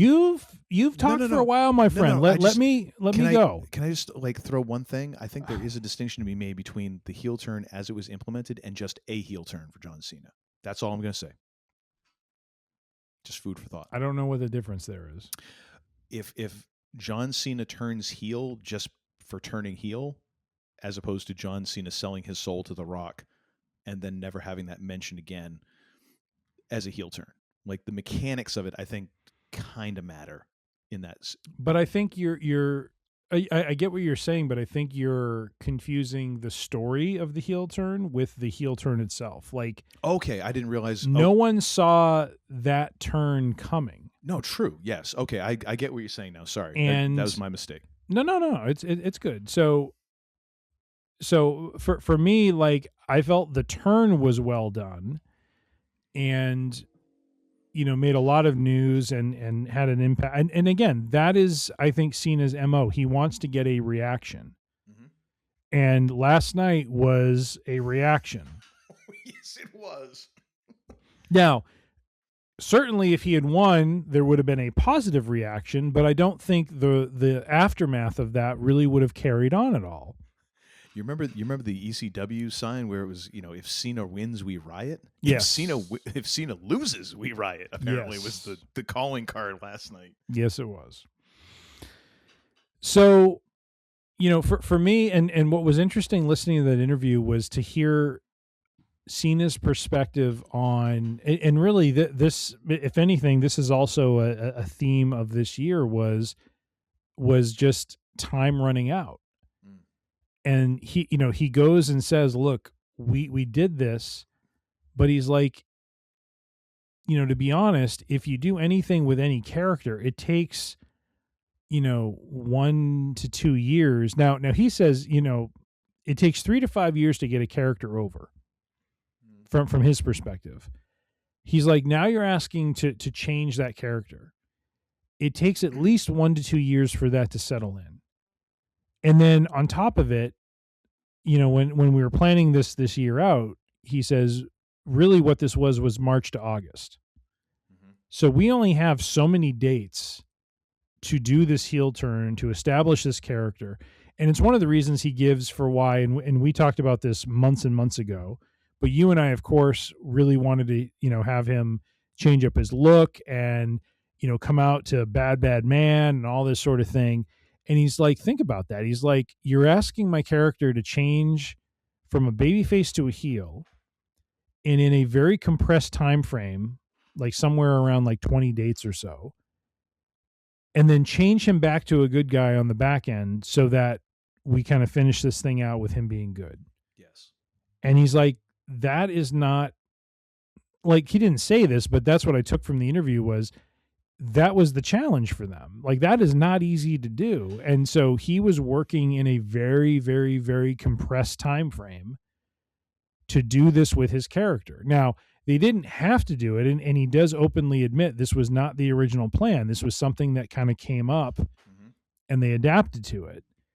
And he goes on to say as well, like you and I talked about with WrestleMania 41, just like how the match felt off and it was awful and everything. And he basically admits in that interview, like, that was the point. Like, he's like, I was going for a very methodical wrestling match. I wanted to ruin wrestling. I wanted to make it boring. I wanted to make it not fun for the audience. And he's like, once we did that at WrestleMania and after that, it wasn't working.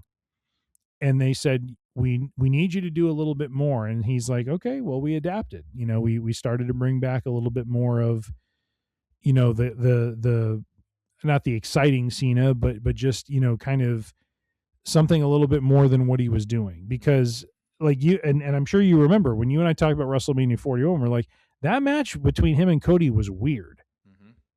And it was weird. Now, I don't appreciate his quick question. And when you, sorry, yes. Quick question. Yeah. Now, because again, I feel like this ties into they undershot the amount of appearances they needed. Yes. In picking like 36 is like, why not just say like 60? book him out. And you know what? If you're like, you know what, we don't need you for this SmackDown. Mm-hmm. Take the night off. I think TKO WWE's got the cash. Yeah. Like, we can still pay your appearance fee. We're okay. We're going to make money on this. That was where I felt like it was like, why wouldn't you book more dates and then just give the dude the night off rather than box yourself in? Because if some of that felt like 5 or 6 more appearances, even if he had like a chump match with somebody where he did some of those things, mm-hmm. it gets it over a little bit, but so it makes more sense. Does that, or am I completely on an island by myself? I don't think it's a matter of dates, though. I think it's the fact that you need more time. I think you need more than a year. Well, yes, but I'm saying, like, to do what they did, and he talks about that. He's like, to do the music change, to do a costume change, to do anything, and then to flip it all back and go back to what it once was. He's like, it's one thing when it's like Hollywood Hogan, who was Hollywood Hogan for a decade, and then he comes out to Real American. He's like, yeah, that makes a lot of sense. But it's like, to do that within a span of a year, he's like, that doesn't work. It doesn't, but at the same time, like, that's what you've got. Like, that's what you've, and now I guess what I'm thinking about, like, as a graphic designer, sometimes I get like chicken shit, and I have to make chicken salad. Like, but what could I do to make a tastier chicken salad out of the chicken shit? Like, okay, give me like 6 more dates, and I can at least try and make this a little better. But you have to remember, you only have 2 shows a week that you can do anything with. You know what I mean? Like I know you're saying more dates, but that doesn't translate to success. That translates to John potentially being overexposed, oversaturated. Maybe, like that sort of, like, I get what you're saying, but you're also you're talking about trying to do more within the span of this finite time you have. Exactly, but I'm saying it's one thing if it was 2 years, then maybe they could have done something. But for 1 year, then they should have just told John, "Screw you, we're not going to do it. Just have one more match and we're done." I'm just saying from my perspective, like, okay. I've been in, and I'm sure you have too, like, where you're just like, this is not ideal from any perspective I can think of. But you know what? If you give me this, I can make it work at least the best it can, given the parameters you've given me. And I feel like, and again, I'm going to define this as a nit because nobody's ever done this. And like I said, I think it's very rare that this will ever come up again, where you have this set of circumstances, a generational talent retiring, but also making a comeback at the same time, and trying to make this work with all in the span of 365 days. I feel like if they had at least booked more dates, then they would have at least had the opportunity to try some of these things. That's my only contention. And that's the last. I apologize for interrupting you, sir. That's fine. I see how it is.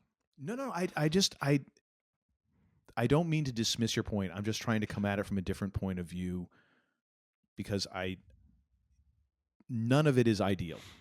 No, it's not. But, like, I at least can understand, hearing him talk about it, I can understand the rationale behind why they did what they did. Mm-hmm. Now, it doesn't explain all the stuff with, The Rock and Travis Scott and everything else. And quite honestly, his explanation in that interview to me is poor, because his answer is basically, who cares? Like, why deal with what ifs when you can deal with, like, let's deal with reality. And who cares? Only everybody. Well, the answer to it is, like, look, clearly you all had a plan. Like there was some plan that was being hatched here. And I think it's just, everyone's just trying to understand, what was that plan supposed to be? Yeah.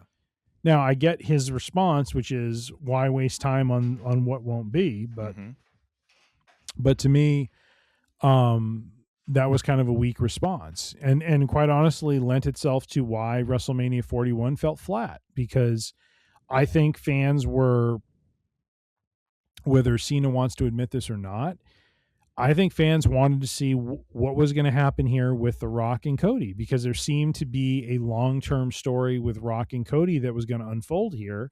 Mm-hmm. And of course, that implies then that Cena was more of a bit player in all of that than anything else, which is probably something he doesn't really want to admit. And unless, so when they had the to story change, plays out that then when they had to change and pivot, yeah, it then, of course it puts the spotlight on Cena then, but it then leaves everyone else kind of wondering, well, what the hell was supposed to happen here? Why did The Rock and Travis Scott come out at Elimination Chamber then? Mm-hmm. Makes no sense, Yeah. Well, and the fact is, here's the thing that we all have to understand. Cena's a company man. Yes, he is. To the nth degree. Politician. To the point, well, I wouldn't necessarily, yes. Because he is. When you listen to some of his responses, he's a politician. Yeah, you don't get that far without being that, to some degree. You have to understand in terms of, I think it was I can't remember who said it exactly, but basically that politics is the art of controlling your environment. And yes, you get to that upper echelon, yes, you want to control your environment for better or for worse, and there's people who have done it for their own benefit, and there's others who have done it for kind of the benefit of everybody. However you want to term it. But yeah, he's a company guy, to the point where he improv the whole bit where he improved the AJ Styles intro and then went back and apologized to people because he's I kind of went into business for myself. I'm like, oh my gosh, that's what you're apologizing for? I get it on one hand, but on the other hand, it's I'm sure that, to some degree, everybody was like, are you kidding? That was friggin' awesome. The only thing we would have liked to have had was maybe one better camera angle, but at the same time, this is kind of what we do. We do live TV. That was amazing. So yeah, he's going to do whatever he is told to do. Mm-hmm. But it's trying to bullshit your way through there. I'm well, what could have been? It's dude, no, that's a big gaping hole. That is the entire origin story of your heel turn that just turned into bullshit. It's tough to forget that we just had to, again, it's yep. Forget about The Rock, Yep. that's a WCW, late WCW Vince Russo trick. Come on. I thought we were beyond that. Anyways. Fair enough. So overall, I mean, how do you feel about, because it kind of an overall sort of grade or what is the overall feeling you have? Soup to nuts. How do you? No, overall, I feel like it was, was it optimal? Was it perfect? No, I think there were some things, there were some probably lessons learned through it. I think it was, looking back, I think it was a nice, kind of nod to his career. The matches he had different elements from his career kind of nested in them. The match with him and Punk was great. Oh yeah. Well, even just them at Elimination Chamber, the facing off was great. That just kind of that moment of them realizing okay, yeah, we're here, huh? Yep. This again. The match with him and Orton, and acknowledging their history was great. The disappointment I have, and again, I think it's probably because time was not on their side, was I really would have loved to have seen him put over R-Truth to win the world title, if only for a week or two, to then drop it back to him. Yeah. And I know, and again, this interview he did with Chris Van Vliet was very, very much a context setting sort of interview, because he talks about, I wanted to become number 17 so that I could shake the hand of the man or the man who breaks 18. Mm-hmm. And hearing him say that made me understand why they didn't do what they did with R-Truth, what I wanted to see them do with R-Truth. Yeah. Because to go to 18 with him would then potentially put that goal out of reach, because 19, it sounds great, but it again, what gets lost in all of that is, so he's a 17-time world champion. Mm-hmm. Which means he's lost it 16 means times. You lost 16 times. That's kind of a tall order to ask someone who's following you to do, which is go win the world title 16, 17 times and then win it an 18th time. Yeah. it's kind of in some way like I know in wrestling they build that up a lot. It was the aura of Flair and everything, but at the same time it was kind of like, is that the aura you really want to build though? It took you 16 times to hold the championship. Well, but at the same time, like that's a bunch of times that he put over somebody else. Yes. And the thing is, like, the other part of this is like there's all this fantasy booking of, oh, wouldn't it have been nice in this, and dude, I would have loved to have seen R-Truth get a championship. Yes. Would have friggin' I probably would have jumped off my couch and then passed out and hit my head on the coffee table, and we wouldn't be having this conversation right now because I'd be dead. I feel like in a lot of ways though, there was something weird and inconsistent with R-Truth. So when this all happened with Cena and R-Truth was around the time his contract ran out. Yes. And he was essentially, they didn't re-up with him, so he was let go. Mm-hmm.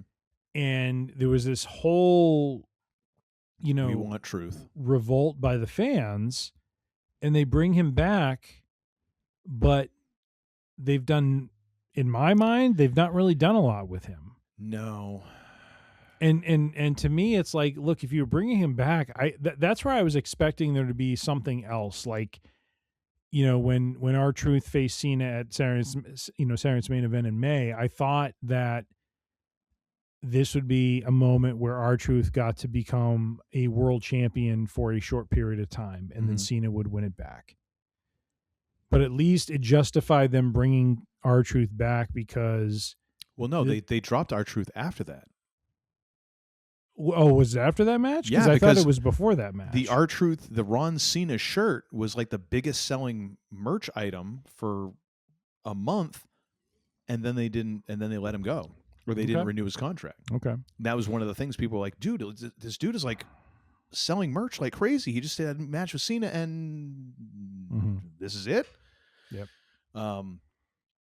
Yeah, but the thing is, like, there's all these other machinations that we just don't know about, and right. It's a regret, but at the same time, like, I understand it. You can't have everything. Just the same as like when Cena got squashed by Brock, it was like, what the frack? But at the same time, like he said, like, I understand that more because of that interview. Like, again, that interview was very you don't helpful get that in helping in setting context for why, which is Brock was coming back. He needed to be established again, and Cena was which the is way another to do that.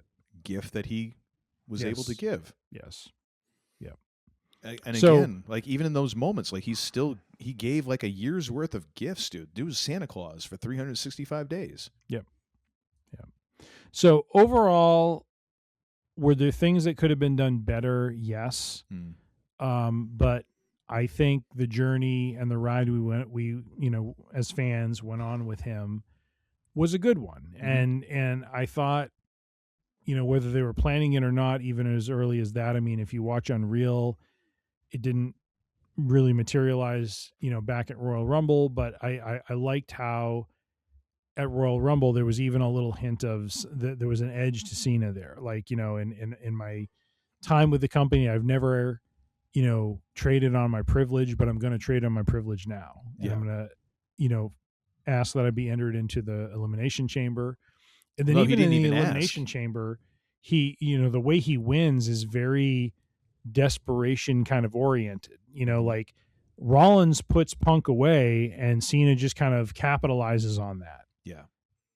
And wins. And, it kind of goes along with the prior year story where Solo Sikoa had pummeled Cena and beat him easily. And so Cena was coming in, again, for folks who don't remember, Cena came into the start of this year and kind of from a very weak position because he wasn't the Superman that he once was. And then, well, he'd been a jobber to the stars for the past like 2-3 years. He had. Yes, he won a singles match and like he jobber to the stars, but again, putting over what was meant to be the future, right? But in the weakest sort of way, where it's like he only shows up, and then the one time he shows up per year, like he's staring at the lights. Yes. Yeah.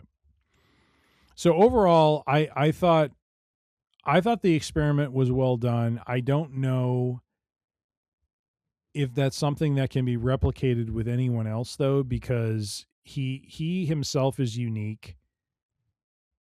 doing this was unique, and if anyone else tries to do it, it's then going to be compared to what he's done.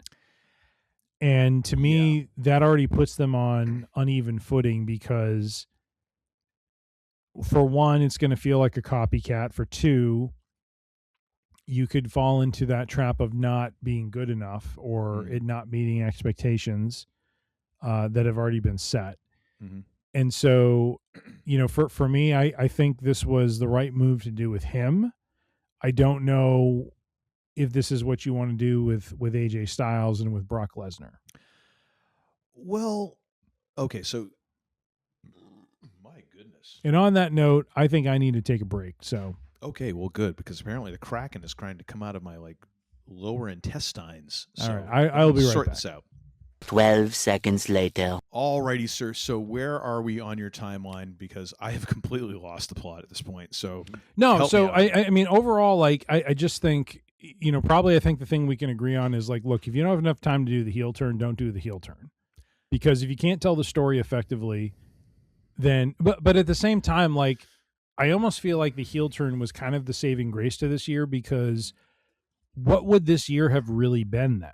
Well, the Randy Orton and CM Punk stories to me would not have been as rich without Cena, playing the other side of the equation. You know what I mean? And that's the thing that I struggle with, because I hear him when he says, here's how much time we had to do all of this and it was compressed. But yet, what did you all have planned without that heel turn? Because I don't know that it would have been as interesting. I think that April to August time frame where he was evil Cena and speaking out against, the abusive relationship that he was having with the fans,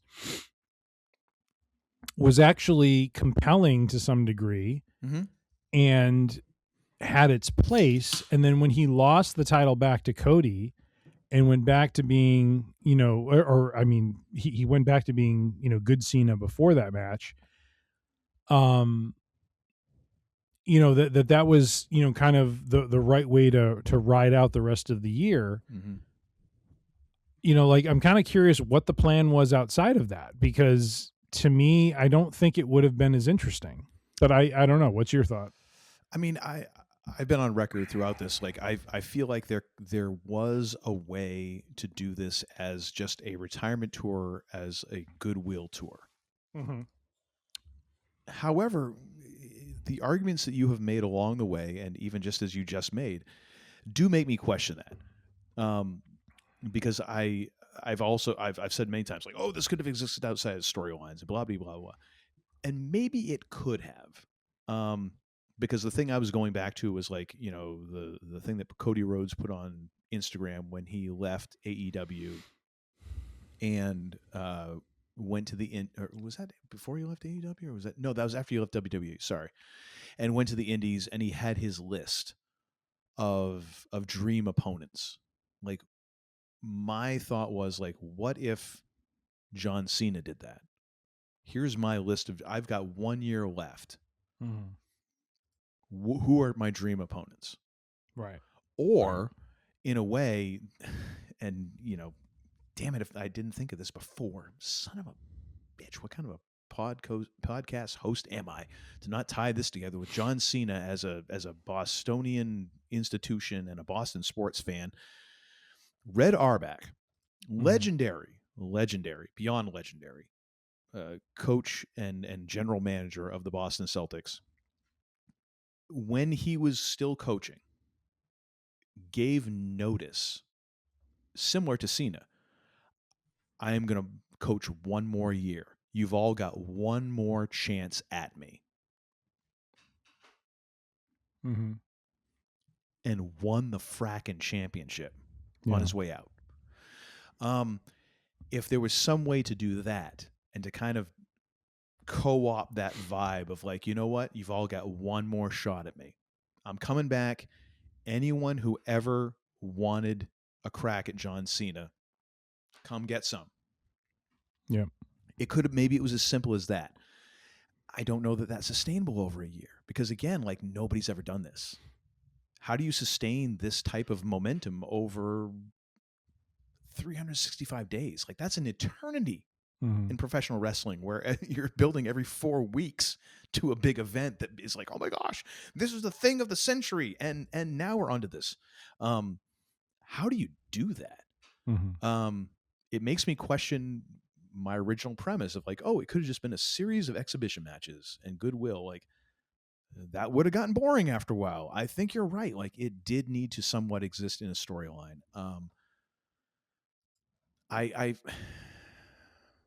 I feel the heel turn was great. It did make it compelling. I wish there was more time. I wish there was less time when we had like Cody Rhodes talking to an arena where we knew John Cena wasn't there, or if he took it even further, of like, John Cena is so much of a coward now and a shell of himself that he won't even show up. He has not even deigned, because he has such little respect. Like, to take it to that extreme, I understand, because then eventually you're like, well, he's gonna come back. You know, I in a way, I wish there was more time, which is not going to happen. But I wish there'd been more dates. I feel like even with a few more dates, again, I hate to keep harping on this, but I feel like a few more dates of him either talking or even just feeding him a couple of jobbers. Like, there's not really jobbers anymore, but you feed him a couple of people that he can just, without damaging them or, you know, his reputation, like, he can just beat up on, to kind of show off this, like, I am just willing to ruin wrestling. Yeah. That could have helped. It wouldn't have cured it. It wouldn't have made it 100%. It wouldn't have made it ideal. But then again, what is ideal when you're dealing with a 48-year-old man who walks with this weird ass gait because he's beaten his ass up over all these years, trying to have his exit strategy from this thing that he loves, that he says himself he would do forever if he could. What's the ideal? Yeah. There is no ideal. Okay, well, what's second place then? Okay, well, second place still isn't going to happen. What's third place then? You know, like, you're just trying to make the best of what you got. And I feel like a handful of dates more would have gotten you closer. But again, I really look at this as like, this is kind of a once in a lifetime scenario, because even if Roman Reigns came out January 4th of you know, on Raw, and said, this is my last year, yo, I'm done. He's still in better ring shape than Cena was. Like, he's still kept himself in better ring shape and has had more matches over the past handful of years than Cena has. So it's like, maybe Lesnar is the best comparison, because he is, but Lesnar's a friggin' genetic freak. So I don't feel like there's any great comparison. Like, whoever does this next is going to be such a different scenario that it's going to be a case-by-case basis. Yeah. And that probably does not answer your question at all, because I think, I lost the plot, but that's what I got. All right. I think it'll be much better with AJ Styles. Honestly. Where does that leave you with with the heel run, though? It was the most compelling part of this until they got to the Dominic storyline. But because of the time, they couldn't go as far as I would have liked them to have. Although they did go pretty far. Like, they made that fracking kid in, what was it, France or whatever, cry. Or was it, I forget where the hell it was. Like, they did go far on that, which was kind of the most infuriating part, when he just like did this whole like, I'm back. That was the infuriating thing. It wasn't so much like that they did the heel turn. It was infuriating that they've involved The Rock and Travis Scott without having like an absolute rock solid plan there. That was infuriating, because it's like, dude, like, you got to have this booked. And if you don't, then don't do it. Yeah. I wasn't mad at that. It was more the resolution to the heel turn of like, oh no, I'm you know what? I've seen the light. You know, almost like the Blues Brothers, but it's like, this isn't supposed to be a comedy. Like, James Brown ain't there. Like, give me some reason why you saw the light. and there wasn't. It was just, you talked me into it, you son of a bitch. It was compelling, but the funny thing is, like, ultimately, John was right. In the heel, John was right. You go by his last night and the crowd's reaction. John was right. Mm-hmm. So in a way, like, it's weird. Like, his final match as a babyface justifies his entire heel run. So in a way, like, it bumps that grade up for me. Okay. No, you were totally right about the fans. You were absolutely right as a heel about the fans. Brings it up. So I mean, overall, like, yes, I think the heel turn was a good move. It was the shock. It shook the wrestling world, and it gave everyone something to talk about. Could it have been done better? Sure. But it definitely should have been done. Yeah. Yeah, totally. So I'm realizing one match that's missing from my timeline is in October, Cena facing Styles in Perth, Australia. Okay. Oh, that's, my goodness, don't miss that one, because that's because that one was, you know, when Cena fought Logan Paul, he started to do that whole thing where he ran a couple moves from rivals from his past, you know, in that match, and then it became quite egregious when he fought Styles, where Styles was doing kind of a tribute to TNA superstars that he fought, and Cena was doing a tribute to WWE superstars that he fought throughout the match. And Cena talks about that in again, that interview I referenced, which is in the show notes, by the way, if you want to which is in the show notes, where, you know, the two of them, as they were putting the match together, talked about doing it as a tribute like that to their respective, you know, pasts, and how, you know, Cena even recognized, he's like, okay, and you and I talked about this, like, if Cena keeps doing this, it's going to get long in the tooth, and he stopped. Totally. You know, like, it did not go beyond that match. Like, that match was where he did that, and that was it. Which was great. Which was great. And I love, I don't know about you, but I giggled when Cena had talked about AJ asking Cena, like, do you think you can take all these moves? And Cena was like, I don't know. Just, we'll see. Yep. I love that kind of admission of, like, just throw as much shit at me as you can, and I'll see what I can do, and hopefully it'll be enough. Which is, again, it's that this is the reason why you should be retiring, when you have that moment of, like, can you do this? I don't know. Let's see. You know? Yep. No. Yeah, that was, oh my gosh. If for nothing else, like, we should all be grateful for that. Yes. And I feel like even like the Dominic stuff at the end and Gunter, like, it's all good. Like, it really is. It's entertainment. This isn't life or death. We were entertained for the year. We had something to talk about. Yes. It was something that WWE had running alongside its, you know, show, and you know, it, you know, in a lot of ways, you know, added something to the year of WWE's product that it put out there. You know, it was, I mean, it had a major impact on WrestleMania, major impact on SummerSlam, you know, not so much on Survivor Series. And, you know, here we are, you know, after Saturday Night's Main Event, where, you know, Cena has his last match and kind of buttons up his career overall, you know, which was, as we've talked about, is to put over, you know, the next generation. And, you know, I think the thing moving forward with this is, I think they need to tailor it to each, you know, like when you talk about superstars like Styles and Lesnar, they definitely have their place, and there's something that should be done for them, but I don't know that it has to be done the way it was done for Cena. You know, like every superstar needs to have kind of their own journey to the end.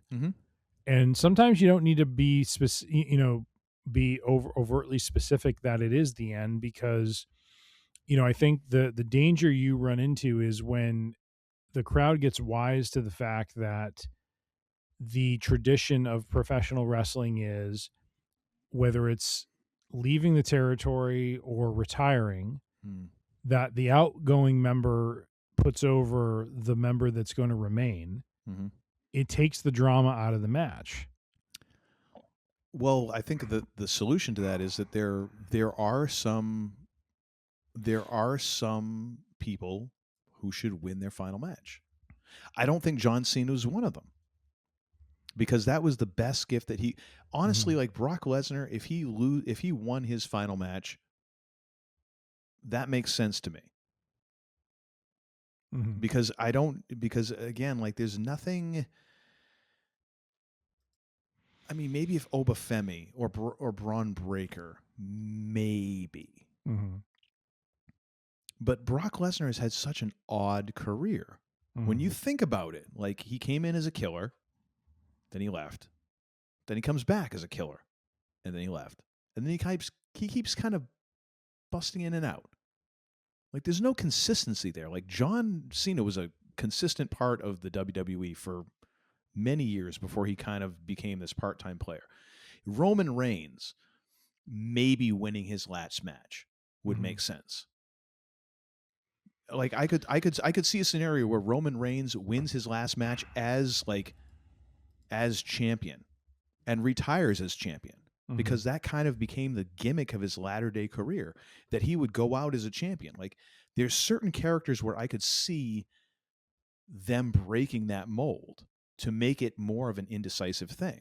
But it has to make sense, because, like, what is the greatest gift this person could give? And in some cases, like, there's not really an overt thing they could do. They could do that maybe in the lead up, but in the final match, like, they don't have a streak. They don't have a I give up or this and that and the other. They don't have those things. Yeah. So, okay, you're the guy who wins. Okay, cool. And maybe, like, the person that you beat, you barely beat. Like say Roman Reigns goes out, I don't know, against Braun Breaker for friggin' shits and giggles. So and he barely beats him. Well, then now, if Roman Reigns wins a championship, then Braun Breaker has to overcome this gauntlet to get his championship back, but he barely got beat. Like, maybe it makes him that much better. Maybe that's the gift he has to give, is like, man, you beat this guy, but man, it was close. And this guy is one of the all-time greats. And it was a whisper between. I don't know, but that's the way I look at that. Like, but it has to be, it's, you remember, like, Bill Simmons talked about, like, his idea for the Baseball Hall of Fame. Like, you have the different levels, and as you go up the levels, you reach, like, the top pinnacle, and there's, like, the top level is the pantheon. It's like a pyramid. So there's the people, like, you literally only need, like, one name, like Babe, Roger, Pedro. Like these are the people who are, like, at the top of the top of the top of the top. Those are the people who get that kind of year-long retirement thing. Like, Sheamus, probably not. As great as he's been, like, he just doesn't have.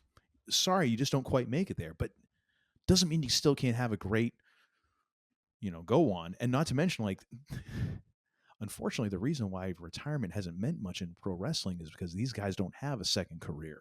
Right. John Cena is lucky enough he can go out and make Peacemaker for the next couple seasons and, have acting gigs. Some of the Sheamus ain't getting acting gigs, folks. So he's going to probably hang around for a while.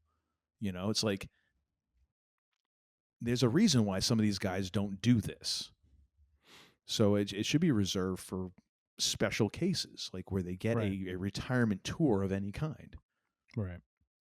So I sent you something on Instagram earlier today or this evening before we started recording around. It basically shows, let's see, 1, 2, 3, 4, 5. So Flair on his way out lost. Michaels on his way out lost. Angle lost. Goldberg lost. Cena lost. I hear you, but I also don't know that winning is going to be like we have to understand like what's the point of someone winning when they're on their way out? Because I get the point of someone losing on their way out because they are no longer going to be active. They are no longer going to be a factor in long-term plans. So for me, like I like the tradition of the outgoing member losing because it provides a shine and a rub to the one who's going to stay behind. And I think in Cena's case, Gunther was the right choice. It happened to be this year where he lost a little shine in terms of what he went through over the course of the year. And I think this, depending on how they book him, stands to put him in a very interesting position.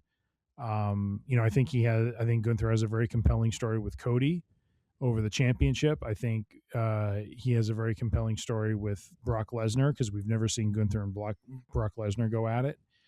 Although I kind of would like to see someone like Obafemi go at Lesnar to be the one to knock him out, because I think it would help establish him, as the new beast in a way. So it's I think at the end of the day, I think what we're settling on is I don't know that this needs to be a thing that every superstar of some renown and significance needs to go through. I think if anything, like next year with Styles and Lesnar, I think it would be best to do their own story of, exit without overtly saying that, like it's just kind of understood when you see them go down the way, whatever way it is that they go down, that it's the end. And, whether it's being overt and saying it's a retirement match, whether it is, seeing Lesnar get, torn apart from pillar to post by, the next beast. I think it just needs to be unique, because if you try to do the same thing, the drama and the impact diminishes over each iteration, and it just doesn't resonate the same way. And I think the creative team at WWE is wise to that. I mean, if this was Vince's reign still, I would say, we have the chance of them doing something stupid, because I don't think there would have been a retirement tour during Vince. No, there wouldn't have been, because absolutely. He would have always been like, just make sure you bring your gear, pal. Well, no, I've seen things that state that probably if it was Vince in charge still, he would have had the last match be at WrestleMania. He would have forced that to be, whether it be this year's WrestleMania or next year's WrestleMania, he would have forced it at WrestleMania, because in his head, that's it's probably the like and the end of the year. Yeah, right, exactly. And it's like taxes. I like the way that they did this. I like the way that, Cena goes out in December. It's from January to December. It's a full year, and he's done. And let him go out that way and be done with it. And yeah. So can I ask you this? Yes, sir. And let's go with just WWE right now. Who? And we already know AJ Styles has announced that it's his last year. I don't know if they're going to do the same type of retirement tour for Styles. Who would be worthy of this type of treatment? Because that's why I was saying, like, I think he's seen as a unique case. Like, who do you think would be worth this treatment? Can you come up with 3, 5? The same kind of treatment? Well, similar. Let's just go with similar, because again, like this was all out. This was friggin' Derek Jeter, Mariano Rivera game, like a test tube worth of dirt from every stadium, that sort of thing.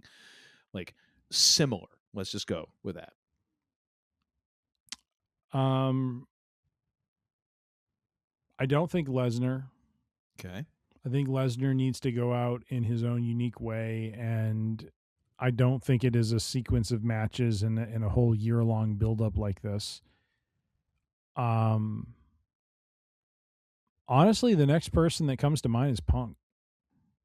Okay. So Punk is probably right now, out of the crop of superstars we have, the only one that I can see going through that. I don't see anyone else really.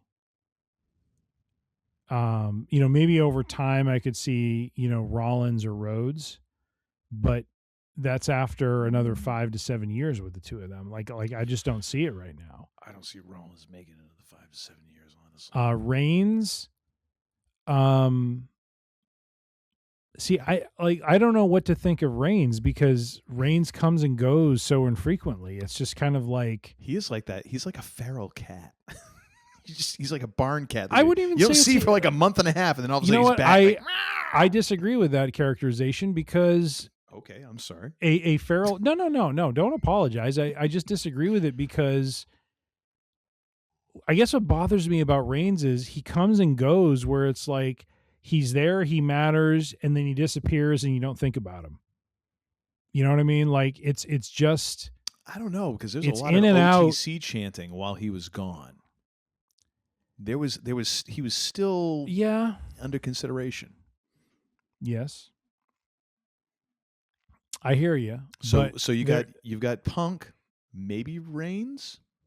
I would say maybe Reigns. Okay. In time, maybe Rhodes. Let's look at like the next 2-3 years, just to kind of set 2-3 years. Yeah, like in the very so near 2-3 future. years. I see LA Knight's career ending in a few years because he's You see him doing a retirement tour though. Early 40s. I don't think he's worthy of a retirement. Okay, no. but that's what I'm talking about. Like who do you? No, think but is I'm worthy? giving you examples of people who are of note, but I don't think are deserving of this. Okay, but I guess I'm asking like who do you got? Like who is?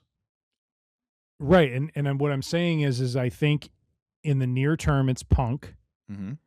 In the longer term, again 5 to 7 years, because I think it really what we're talking about is those who go into their mid to late 40s. I think it would be Rhodes, Rollins, possibly Reigns. I'm trying to think who else.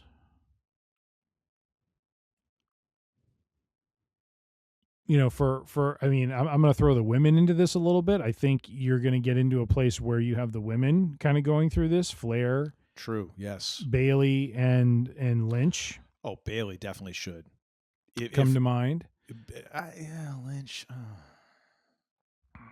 I want to see. I want to see a Bailey. I'm curious retirement why tour. you're so hard, so, behind Bailey, but you're not behind Lynch. I mean, they're from the same class, basically. No, the thing is, like, I want to like Lynch. I love the attitude. My gosh, I love the aura. It's not about the attitude, dude. It's like she became something more than what she was based on. I mean, all right, this is what you're not going to like.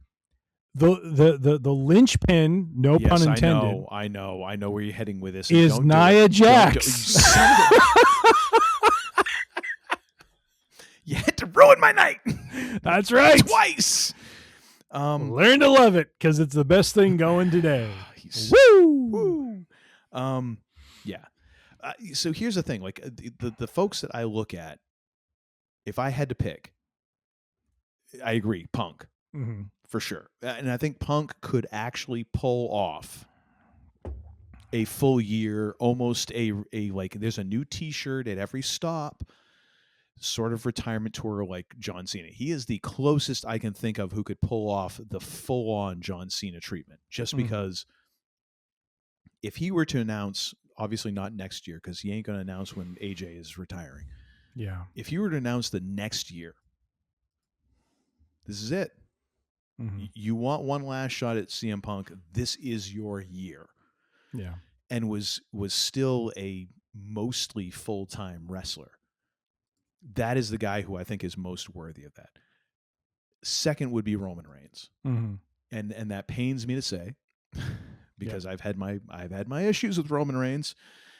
However, the aura is there, and he is the kind of guy who could pull off like rolling up to a town and doing his 10-minute stroll to the ring, and people just the ones are in the air. And he is one of those guys. I don't see CM Punk winning on his way out. I could see Roman Reigns winning on his way out because that is his character. Yeah. That is the nature of his character. Whereas CM Punk is like he's the scrappy dirt punk dude who's like, I'm here on grit, you know, and him losing kind of makes sense, almost in the same way as Mick Foley losing makes sense. You know? Yeah. After that, I really don't have anybody, even Cody Rhodes. Yeah. At this point, like Cody needs to go another few years before like a retirement tour Absolutely. makes sense. Absolutely. Like there's, so I guess in a way, like, which is why I said Cody and Seth, I think are, 5 to 7 out. yeah, but I look at this as like, this is such an elite situation. Yeah. And it really should be, like, honestly, like Brock should not be announced for a retirement tour. Brock should almost be that kind of thing where like someone like Obafemi or Braun Breaker kicks his ass and he essentially stands up in the ring with absolutely no run up, no hint, no nothing, and is like, I am retiring from wrestling. I always said, if someone's going to kick my ass like that, I am done. Unlaces his boots, leaves him in the ring, or just walks off or whatever. Yeah. It should be individual and it should make sense for them, but it's like, it's almost like one of those things, like, it's such a rich first world problem. Like, really, like this is like, there's 2% of wrestlers who this should even be a thing with, you know? Yeah. Chris Jericho is coming back. Should he get a year-long retirement tour? Hell no. That should be like a couple of things, and then he's just done. Well, only but because he's going to. Only because that is a guy who at this point cannot sustain that momentum. Like he is, I don't even think Chris Jericho can maintain the momentum that John Cena had. Yeah. And that's a guy who, like, back in the day was stealing shows. But Father Time has whoops all our ass. And Jericho is not in the shape where he can sustain that momentum. He's just not. The same as John Cena. John Cena could not do 220 dates a year. Jericho ain't doing 220. And I don't even know if he can do 36. That's a high mileage rental car right now, ladies and gentlemen. And I say that as somebody who's probably around his age. I don't know how old Chris Jericho is, but he's probably around our age. Like, damn, just take the money, go home. You know, it's okay. Anyways, all that to say, I think this turned out, as far as like you could go for the first time that anyone has ever done something like this. It turned out pretty damn well. Yeah. Like there was a story, there was highs, there was lows, and at the end of the day, we've now got someone who got all the rub from Cena. I mean, son of a bitch, what else you want? The only thing I would have, that would have been kind of cool, never would have happened, is if you could have had somehow like footage of Edge included, because apparently, you know, that was a big part of Cena's career and all that. And we did get a mention of Taz and JR, who are currently, I believe, both under contract with AEW. It would have been at least nice to get a mention of Edge. Whereas it kind of seemed like he was excluded from that. That would have been nice. There was no anticipation he was actually going to show up. I mean, if he did, what kind of a friggin' pop would that have been for him to come down and just shake Cena's hand one more time? Like, you know, what sort of cash payoff is that? But anyways, I understand. Yep. I agree. Yeah. I mean, the only thing I would take issue with is I think, you know, Jericho is another one of those names that has, you know, transcended in some ways, you know, I mean, he hasn't transcended the business. He stayed within the business. You know, he has his band, but I wouldn't say his band is like setting the world on fire. But his band mostly has hits because he uses their music as entrance music, doesn't it? He has a track record of, you know, like he was a foundational piece of AEW building itself up. He was the first world champion that then built the title up for then Moxley to beat him and then kind of take the reins from there and go. Well, yeah, but go back to WCW. Like he was the dude who was like, he should have been, could have been, would have been, blah blah blah, and then he got to WWE, and all of that. Like even before that, like yeah, and he became a world champion in WWE. Yeah, and his promise was realized in WWE because WCW didn't believe enough in him. Yeah. And even then, like you look at like what WWE did with him, like as he's talked about with Vince being like, oh, well, you know how bad things are. We're going to put the championship on Jericho. Yeah. He's like, everybody else got to have a family and stuff. He's like, I didn't find out till that day in catering, you know, and like in the most ass backwards sort of like shitty way. Yeah. So, like to your question, I think I hadn't thought about, folks like Jericho and Edge. I mean, I think Edge's time has passed. I don't think there's really a program for Edge that would be compelling, with him coming back to WWE. I think what he did in WWE a few years ago and the way he ended with Sheamus was his end. I think that was a great way for him to go out. I'm kind of curious with Jericho who he would go up against with the current roster that would, other than Punk, maybe Rhodes. Gunther. I mean, sure, Gunther would be a good one. Would there be a way that Jericho could play a cowardly face where he doesn't have to actually work against him until the final match? Could be. Is that a thing? Could be. Is that a cowardly face? Because could that work? I don't know. With Jericho, I mean, all we need is a clipboard. Yeah. Arm bar. And that's all we need. Could be. Actually, oh my gosh, he could totally do that. He could totally revive the Man of 1,000 Holds against Gunther. Yep. Son of a bitch. Oh, never mind. He could. I take back everything I said about Jericho. He's gonna set box office records.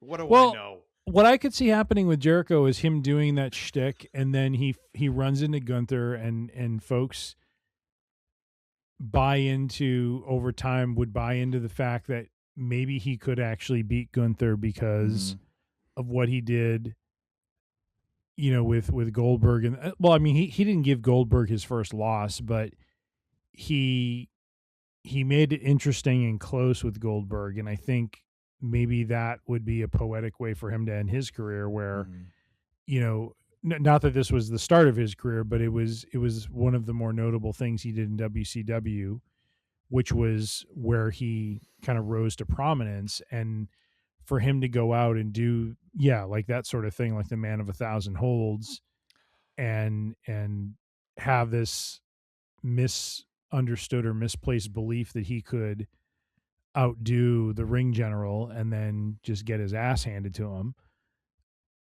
would be interesting. So I've got a thought. Oh God. Go ahead. Jericho's going to pull up a Faces of Foley. He's going to come out as Y2J. Okay. In the middle of a Gunther promo. Okay. Gunther is going to beat Y2J. A couple weeks later. Yep. Gunther's doing a promo. Yep. He's going to come out as the Painmaker. Okay. And say, you beat Y2J, but you never beat the Painmaker. Okay. Gunther beats the Painmaker. Could be. A couple weeks later, he comes out as Le Champion. You beat the Painmaker, but you never beat Le Champion. Could be. Like he just gets deeper and deeper and deeper into psychosis. Yep. It could work. But that's it my would never point happen, like, but oh my gosh, I'd be so entertained. But that's my point is that I think this approach, you have to customize it to the individual. You can't. Yes. Totally. You can't just say, okay, we're going to go do another year-long tour. Like I think coming out of this, the main thing is do what's right for the character. You know what I mean? Like for Lesnar, it could be as simple as do a three event tour next year between WrestleMania, some event in between, and SummerSlam. And he meets his end. He does a retirement match. He loses. He's gone. Never to come back again to whoever that is, whether it's Gunther, whether it's Obafemi, whether it's someone else, Braun Breaker, whatever. Obafemi? Isn't that what I said? You said Omafema. Oh, Obafemi. I was like, we talking about the federal emergency? I can't. Whatever. Anyways.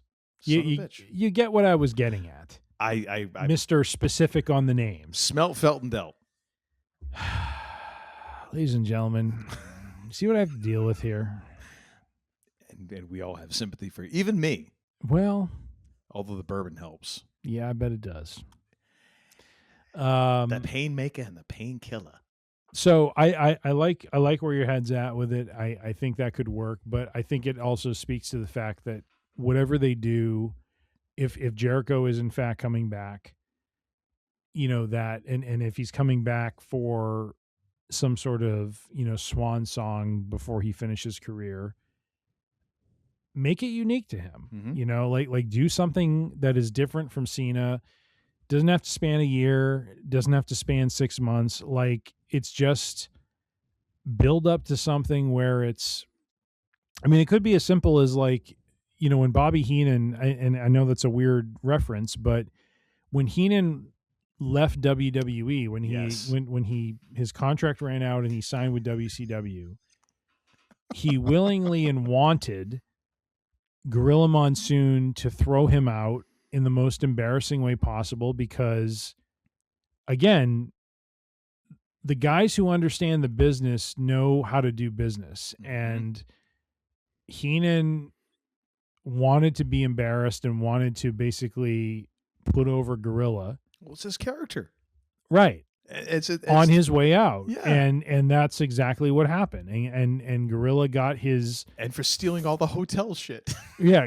Gorilla got his final say, and Heenan was left in an absolute mess. But yet he showed up in WCW and continued on. Mm-hmm. And when, unfortunately, Gorilla passed on and Bobby was still calling WCW, matches, that he and Tony Schiavone did a very nice, kind of tribute, brief tribute to Gorilla Monsoon before the show started. And you could see on Bobby's face the hurt on that loss, that, Heenan did such a great job, just like with Undertaker, protecting their gimmick. Yes. That when it came time to actually be human and be honest about Gorilla Monsoon, it was kind of shocking. When you saw Heenan visibly emotional about Gorilla Monsoon and saying what he said about, sitting at the gorilla position at the pearly gates and that sort of thing, that you saw a man who really cared about someone else. And at that time, you never saw that, like those guys protected their gimmick more than anything else. And Heenan was always going to be a heel through and through. Well, because that was the money. Right. That was how you made money. And that's why, like, again, like John Cena is such a unique deal. Like, how many wrestlers have actually gone on to that second career? There's a lot of wrestlers who thought, oh, I'm going to go to Hollywood. Terry Funk, I'm going to go to Hollywood and I was in Roadhouse. Like, okay. And that, and after that, Terry, how'd that go for you? You were back in ECW. Yeah. Like Rock, Batista, Cena. Who else has had an actual successful Hollywood career? Right. So it's one of those deals. Like, someone has to be at that point where they're like, I'm done and I've done well enough with money that I don't need to come back. Right.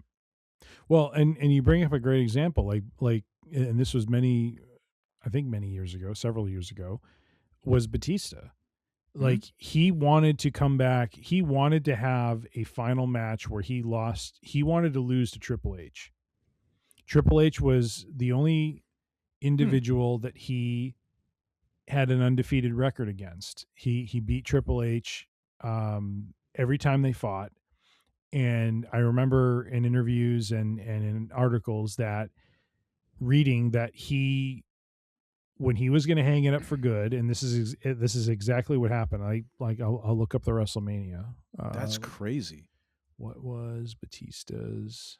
Because Triple H had a winning record against everybody. No, he didn't.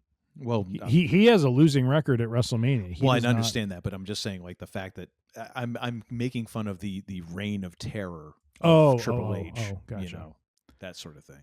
Batista's final WWE match was a loss to Triple H in a no-holds-barred match at WrestleMania 35 in 2019. And wow, it was that recently. Yes. Wow. I didn't So realize 6 that. years ago. Okay. And but my point is, they did a great program from like February through, from January through March, Mm-hmm. leading up to that April match. That, or actually no, it probably went back to about September, October, I think is what happened, because they did an Evolution reunion where Batista started to bring that up, that Triple H had never beaten him. Mm-hmm. And they did a program where they built up to that match where literally Batista was begging Triple H for the match. Mm-hmm. And you know, for me, I think that is a great example of how you take a character's story and mold their final match based on who they are. Yes. And this is something that Batista wanted. Like he very specifically wanted to put over. Now, I know it sounds silly because back then Triple H was kind of toward the end of his career. I love how it's 6 years ago, and like it kind of towards the end of his career. But this was before Triple H had the heart issue. Well, no, and I understand, but it's kind of that thing of like we don't really think of wrestlers retiring. They just kind of yes.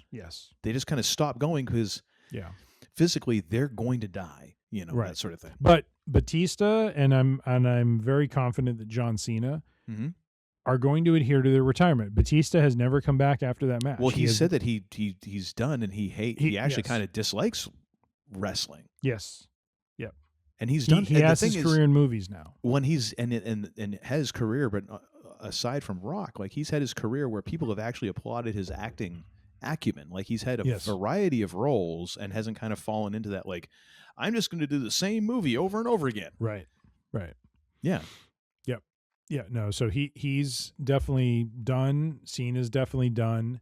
Mm-hmm. And I see, Jericho is probably going to definitely be done because of his age. I mean, he's past 50 at this point. So, I mean, whatever he does, if he is in fact coming back to WWE, I don't see his program going beyond a year.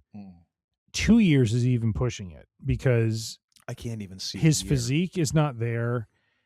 I'm sure his skills are kind of waning now because physically he probably can't do the things he once did.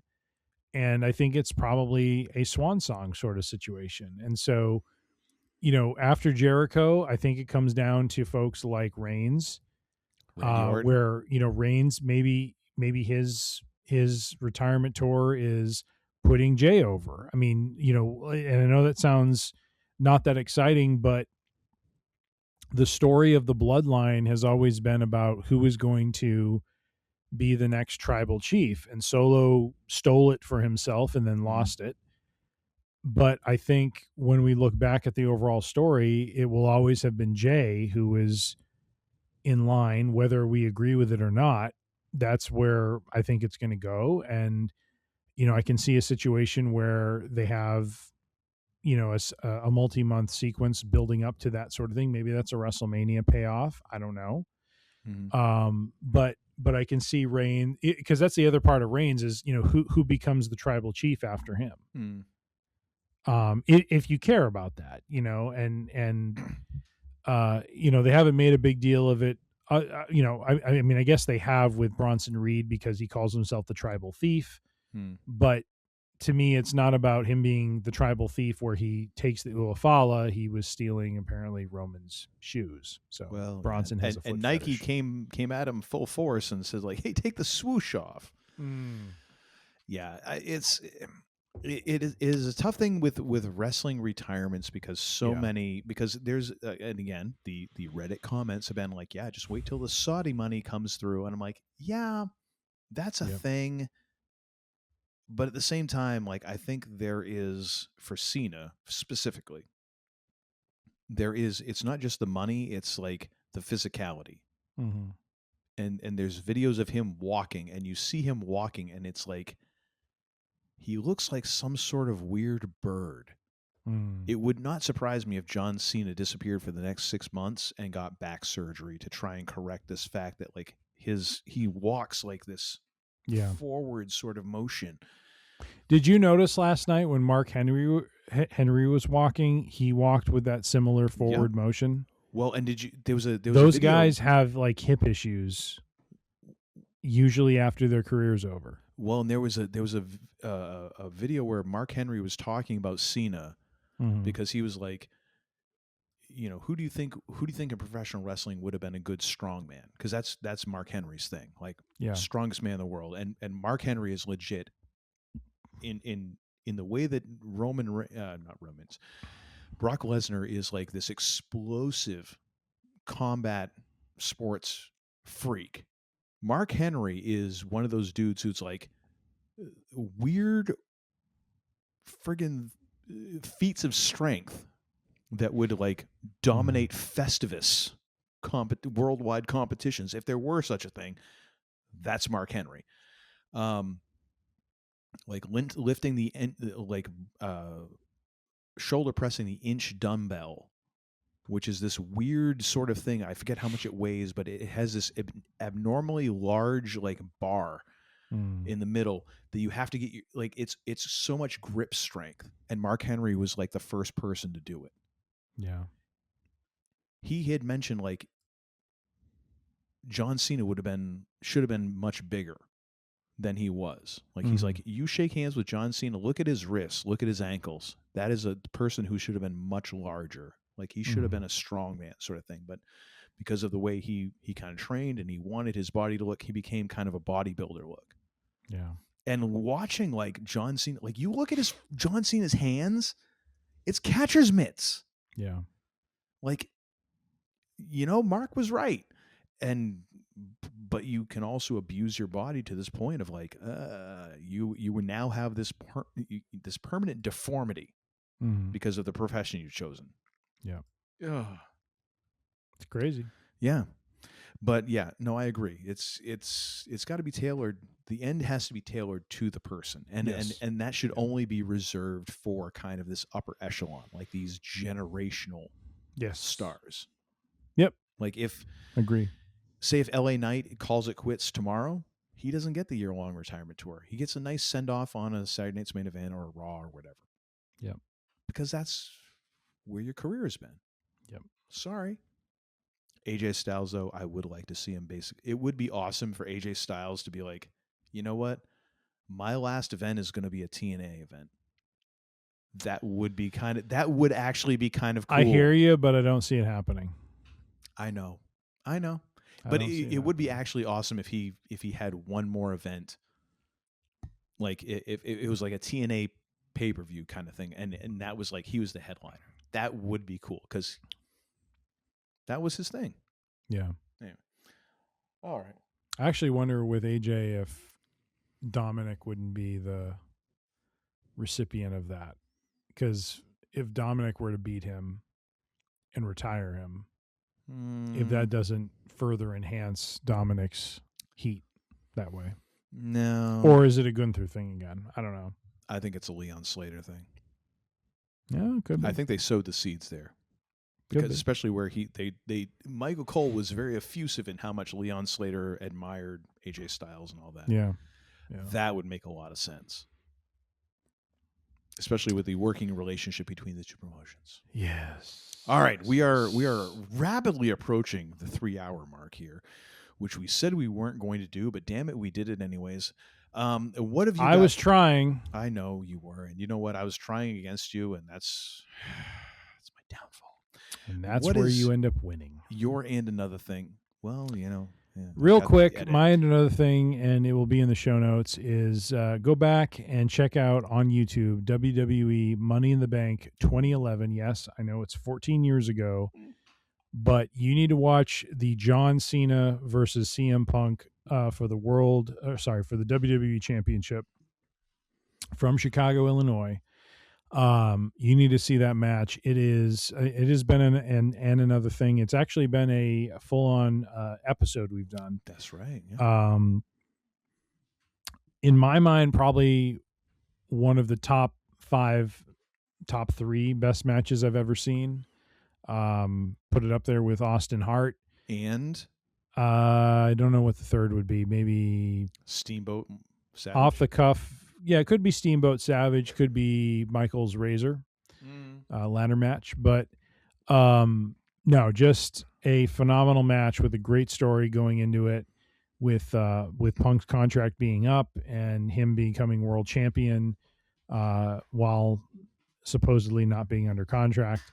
Yeah, so I would just highly recommend, if you've never watched that and you're looking to see Prime Cena versus Prime Punk, this was just one of their best matches, and their chemistry is unmatched, and it's just a phenomenal wrestling match that I would point anyone to see what is good, what is great, and what is awesome about professional wrestling. So WWE Money in the Bank 2011, with the champion John Cena defending against CM Punk.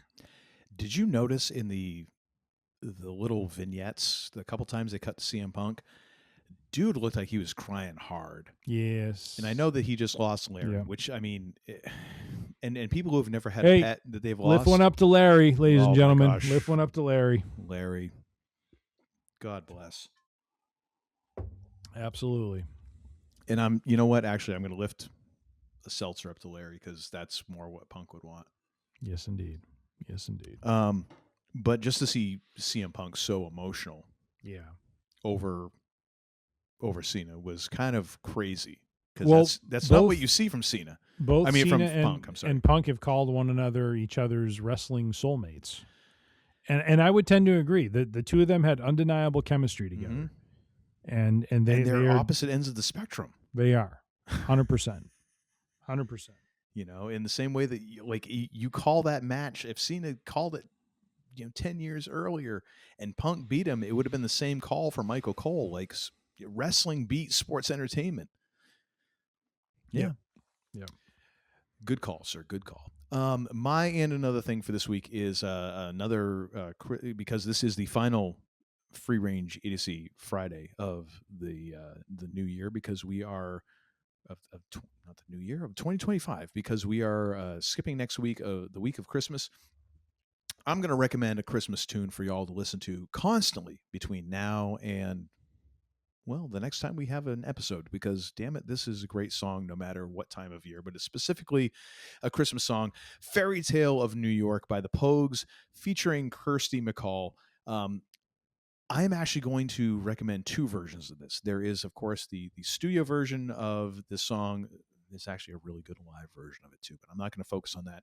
There is also the live version from Glenn Hansard, the Pogues, and others at Shane MacGowan's funeral. Shane MacGowan, the lead singer of the Pogues. It's a rare thing where you see people dancing at a funeral, and it's not like, I'm glad he's dead. It's out of like a celebration of life. To me, this is one of the quintessential Christmas songs. It is, and I'm putting a link in the show notes for a kind of behind the scenes version of this, how it took several years for this song to actually become recorded and to become the song that it was. I love the fact that this song is atypical. It's not like this, oh, we're such great friends and everything is wonderful. Like, this song is an argument between two drunks who are not great people, but yet they still love each other. Like, it literally starts, it was Christmas Eve in the drunk tank. Okay, this is not, hearkening back to baby Jesus in the manger. It is such a great song, and the emotional range that it contains, and the many ways that it's been used. But I particularly love the Glenn Hansard version at Shane MacGowan's funeral. Just the raw emotion of someone who truly loves this song. The remaining members of the Pogues there, and people just hopping pews to dance in that little area between like the rows and the altar and all that. It's fantastic, and it makes me think of my friend Bill McElhenney, who has been gone for a couple of years now, who I used to go see at Biddy Mulligan's in Dover, New Hampshire, all the time. He sang the song a couple times, and it is one of those things that it's the reason why I have told several people when I shuffle off this mortal coil, I want to have something between an Irish wake and a New Orleans jazz funeral. Like, I don't want people sitting around and weeping. Like, bring out the whiskey, bring out the keg, let's have a party. Like, I ain't here no more. Celebrate. Like, celebrate what I was here for and all that. Like, that's what I want. And so when I see Shane MacGowan's funeral and I see people like getting up and slow dancing and crying at the same time, like, that to me is beautiful. And that is what this song is about. It's weird, so many faceted vibe of emotions. I never get sick of it. So yeah, Fairy Tale of New York by the Pogues and Kirsty MacColl, who is friggin' amazing, but also the Glenn Hansard version as Shane MacGowan's funeral is amazing. So definitely check those out. And I think Tim is actually watching one right now. Either that or he's checking to see how badly my fantasy team is losing. I'm not. If I can interject something here, yes. And I wish it could be more joyful. Oh boy, what? Well, and maybe worth us thinking about doing a show around. Oh son of it! What happened? A particular movie. Unfortunately, it has been confirmed that Rob Reiner and his wife have been found dead of a homicide. What? Yes. And where I was thinking about the movie was, of course, The Princess Bride, which was a movie from the 80s that Rob Reiner directed and is a classic, is a favorite of our family. But that's what I'm seeing right now on the news feeds. So unfortunately, yeah. All Not right. to bring us down a hair, but Well, no, but that's wow. Yeah. All right. Yeah. We'll talk about this at other times. And recently of Spinal Tap 2, which came out a couple months ago. So Rob Reiner directed the original Spinal Tap and directed this most recent outing with the original members. So, all right. So this is incredibly horrible. Raise a glass to Mr. Reiner and his wife. Man. Meathead. Sorry. Yep. You deserve better. Yes, indeed. We are recording this on the evening of December 14th, which is when this all kind of came to light. Or the morning of December 15th, depending on what time you're Well, that is true. In. It is 11:19 here in the Central Time Zone, 12:19 over in your neck of the woods. And you're watching Perspectives. And you are watching Perspectives, indeed. All right. Well, man. sorry. I feel like I've really brought a I'm sorry, I don't mean to laugh, but I've kind of brought a downer to the end of the show here. So, but the thing is that there's terrible, and here's the thing. Okay, here's my summary on the thing. There's terrible things that happen all the time, folks. Yes. Literally any time that you are breathing in awake right now, there's something terrible happening to someone else. And that should not ever be diminished. However, we can't not pay attention to joy, because joy is what we live for. Mm-hmm. And you can't live for the terribleness. So we have to try and hold those things in tension and hold them at the same time. And terrible things happen. And great things happen, and sometimes simultaneously. Yes. So, for some people, last night was a terrible thing, but you got to put it in perspective. Yep. And the best thing that we can do, I honestly believe, from the bottom of my heart, and this is no bullshit, and this is not the podcast putting on my heel persona, just be kind to people around you. Mm-hmm. That is the most basic and wonderful thing that you can do to other people, is just be kind to people around you, because you don't know the absolute depths of the shit they are dealing with. Just love each other. It's the best thing you can do. I think maybe in the new year we should do and I don't know if I said the title of the movie, but Princess Bride is the movie I was referring to that Rob Reiner directed. Listen to the audiobook that Carrie Ellis, I think is his last Ellis. Yeah. Because I mispronounced that for years.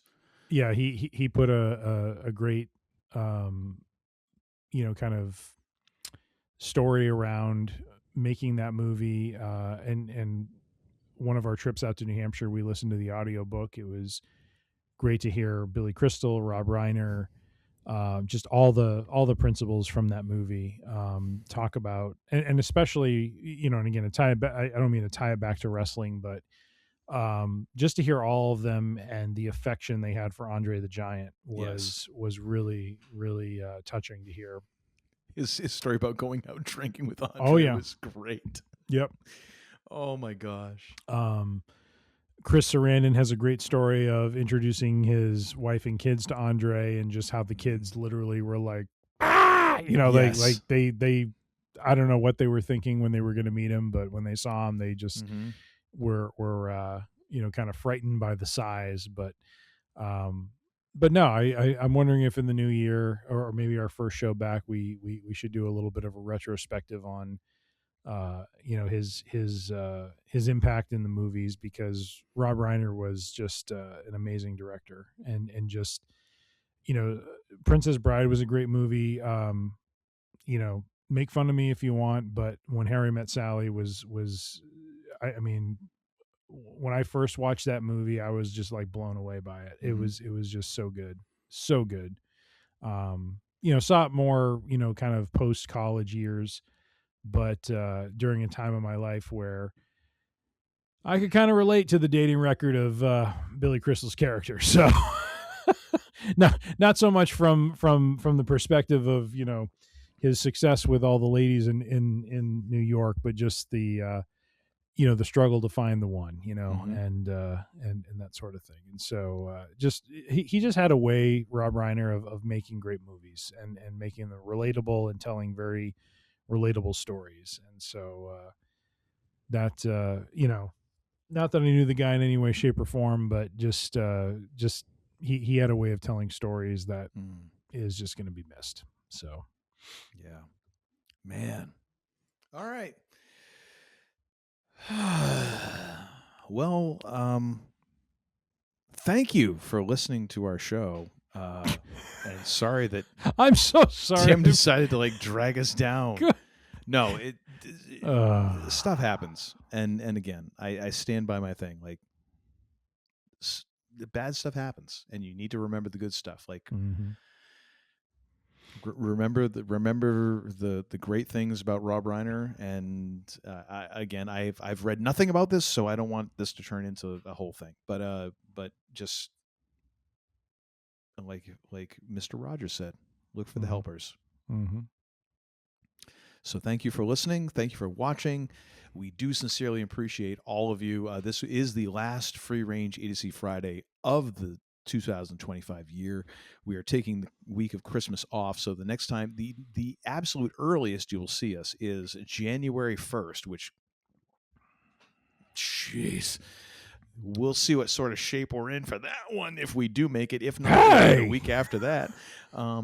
Thank you all for listening. You can find us on Podbean, and you can go to freerangeedc.com to find all of our episodes and download them individually. You can find us on Apple Podcasts, Pandora, Spotify, Amazon, all of the major podcast providers, as well as any out there that you might find. Go ahead and search for Free Range EDC. You never know, you might find us. And also you can find us on the social medias. We are on Facebook, we are on Instagram, we are on the YouTubes. All of our episodes are available in full glorious HD color on YouTube as well as Spotify. If you have any thoughts, concerns, or suggestions, you send those to tim@freerangeedc.com. And now, ladies and gentlemen, it's time for me to turn the show over to the least idiotic of the two idiots who run the show, which granted is not a very high bar to clear, but he does it every week, even if he kind of trips every now and again. which yeah, but not before we ask the second most important question in all of human history. The first being what is hip. The second being what in the high holy hell. Oh my gosh, here comes the fracking belt again. I'm just gonna let you. I'm gonna go have a pee if you do this. The second being what in the high holy hell did we learn this week?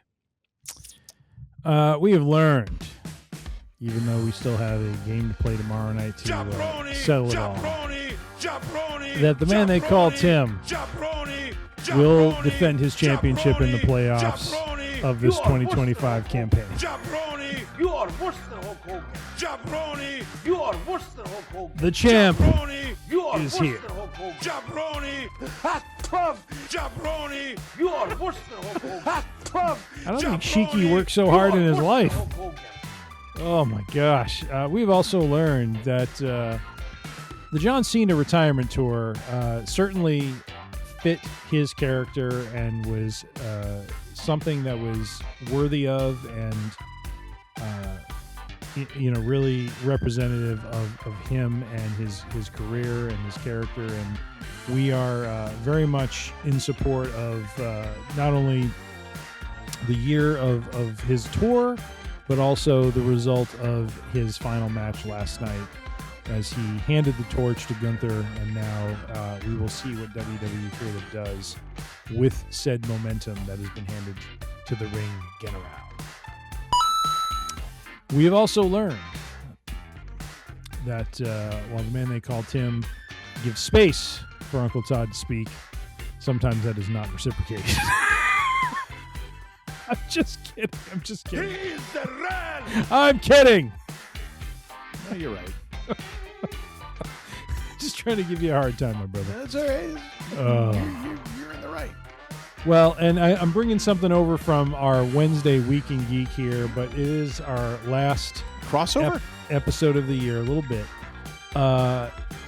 We had crossed 8,000 downloads, and I was kind of over the course of our recordings here, going back in our library here, looking at the downloads in Podbean, and something warmed my heart that I just want to mention. Episode 113. Did it warm the cockles? It warmed the cockles of my heart. The subcoccular region, perhaps?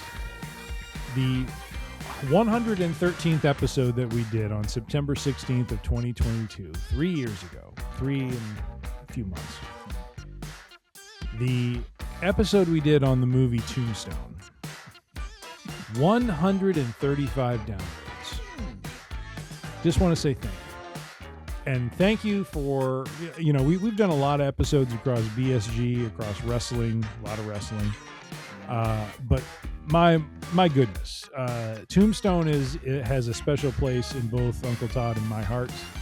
And the fact that is one of the more highly rated downloads, we very much appreciate. So just want to mention that and say thank you as we wrap up the 2025 Free Range Idiocy podcast campaign. And as we plan and get ready for next year, we will come back with more vigor, virility, and freaking virility. Virility. What is it with you and virility? I just wanted to bring it up to get your reaction, my friend. Just wanted to bring it up. Well, we will come back with topics. We will come back with energy, and we will come back with the spunk that is known to be Free Range Idiocy. With all that being said, we like to close things out for this episode and this year by saying be safe, be healthy, be kind, be good to one another. You don't have to go home, but you can't stay here. The range is closed for now. And well, to quote one person who has just wrapped it up, you can't see me. My time is now. Adios, John Cena. I like a Mussolini. It's like I picked the wrong week to quit drinking. I beg your pardon, what did you say? Damn! You're such a disappointing pair. I prayed so hard for you. Get out. And don't come back until you've redeemed yourselves. So say we all. So say we all.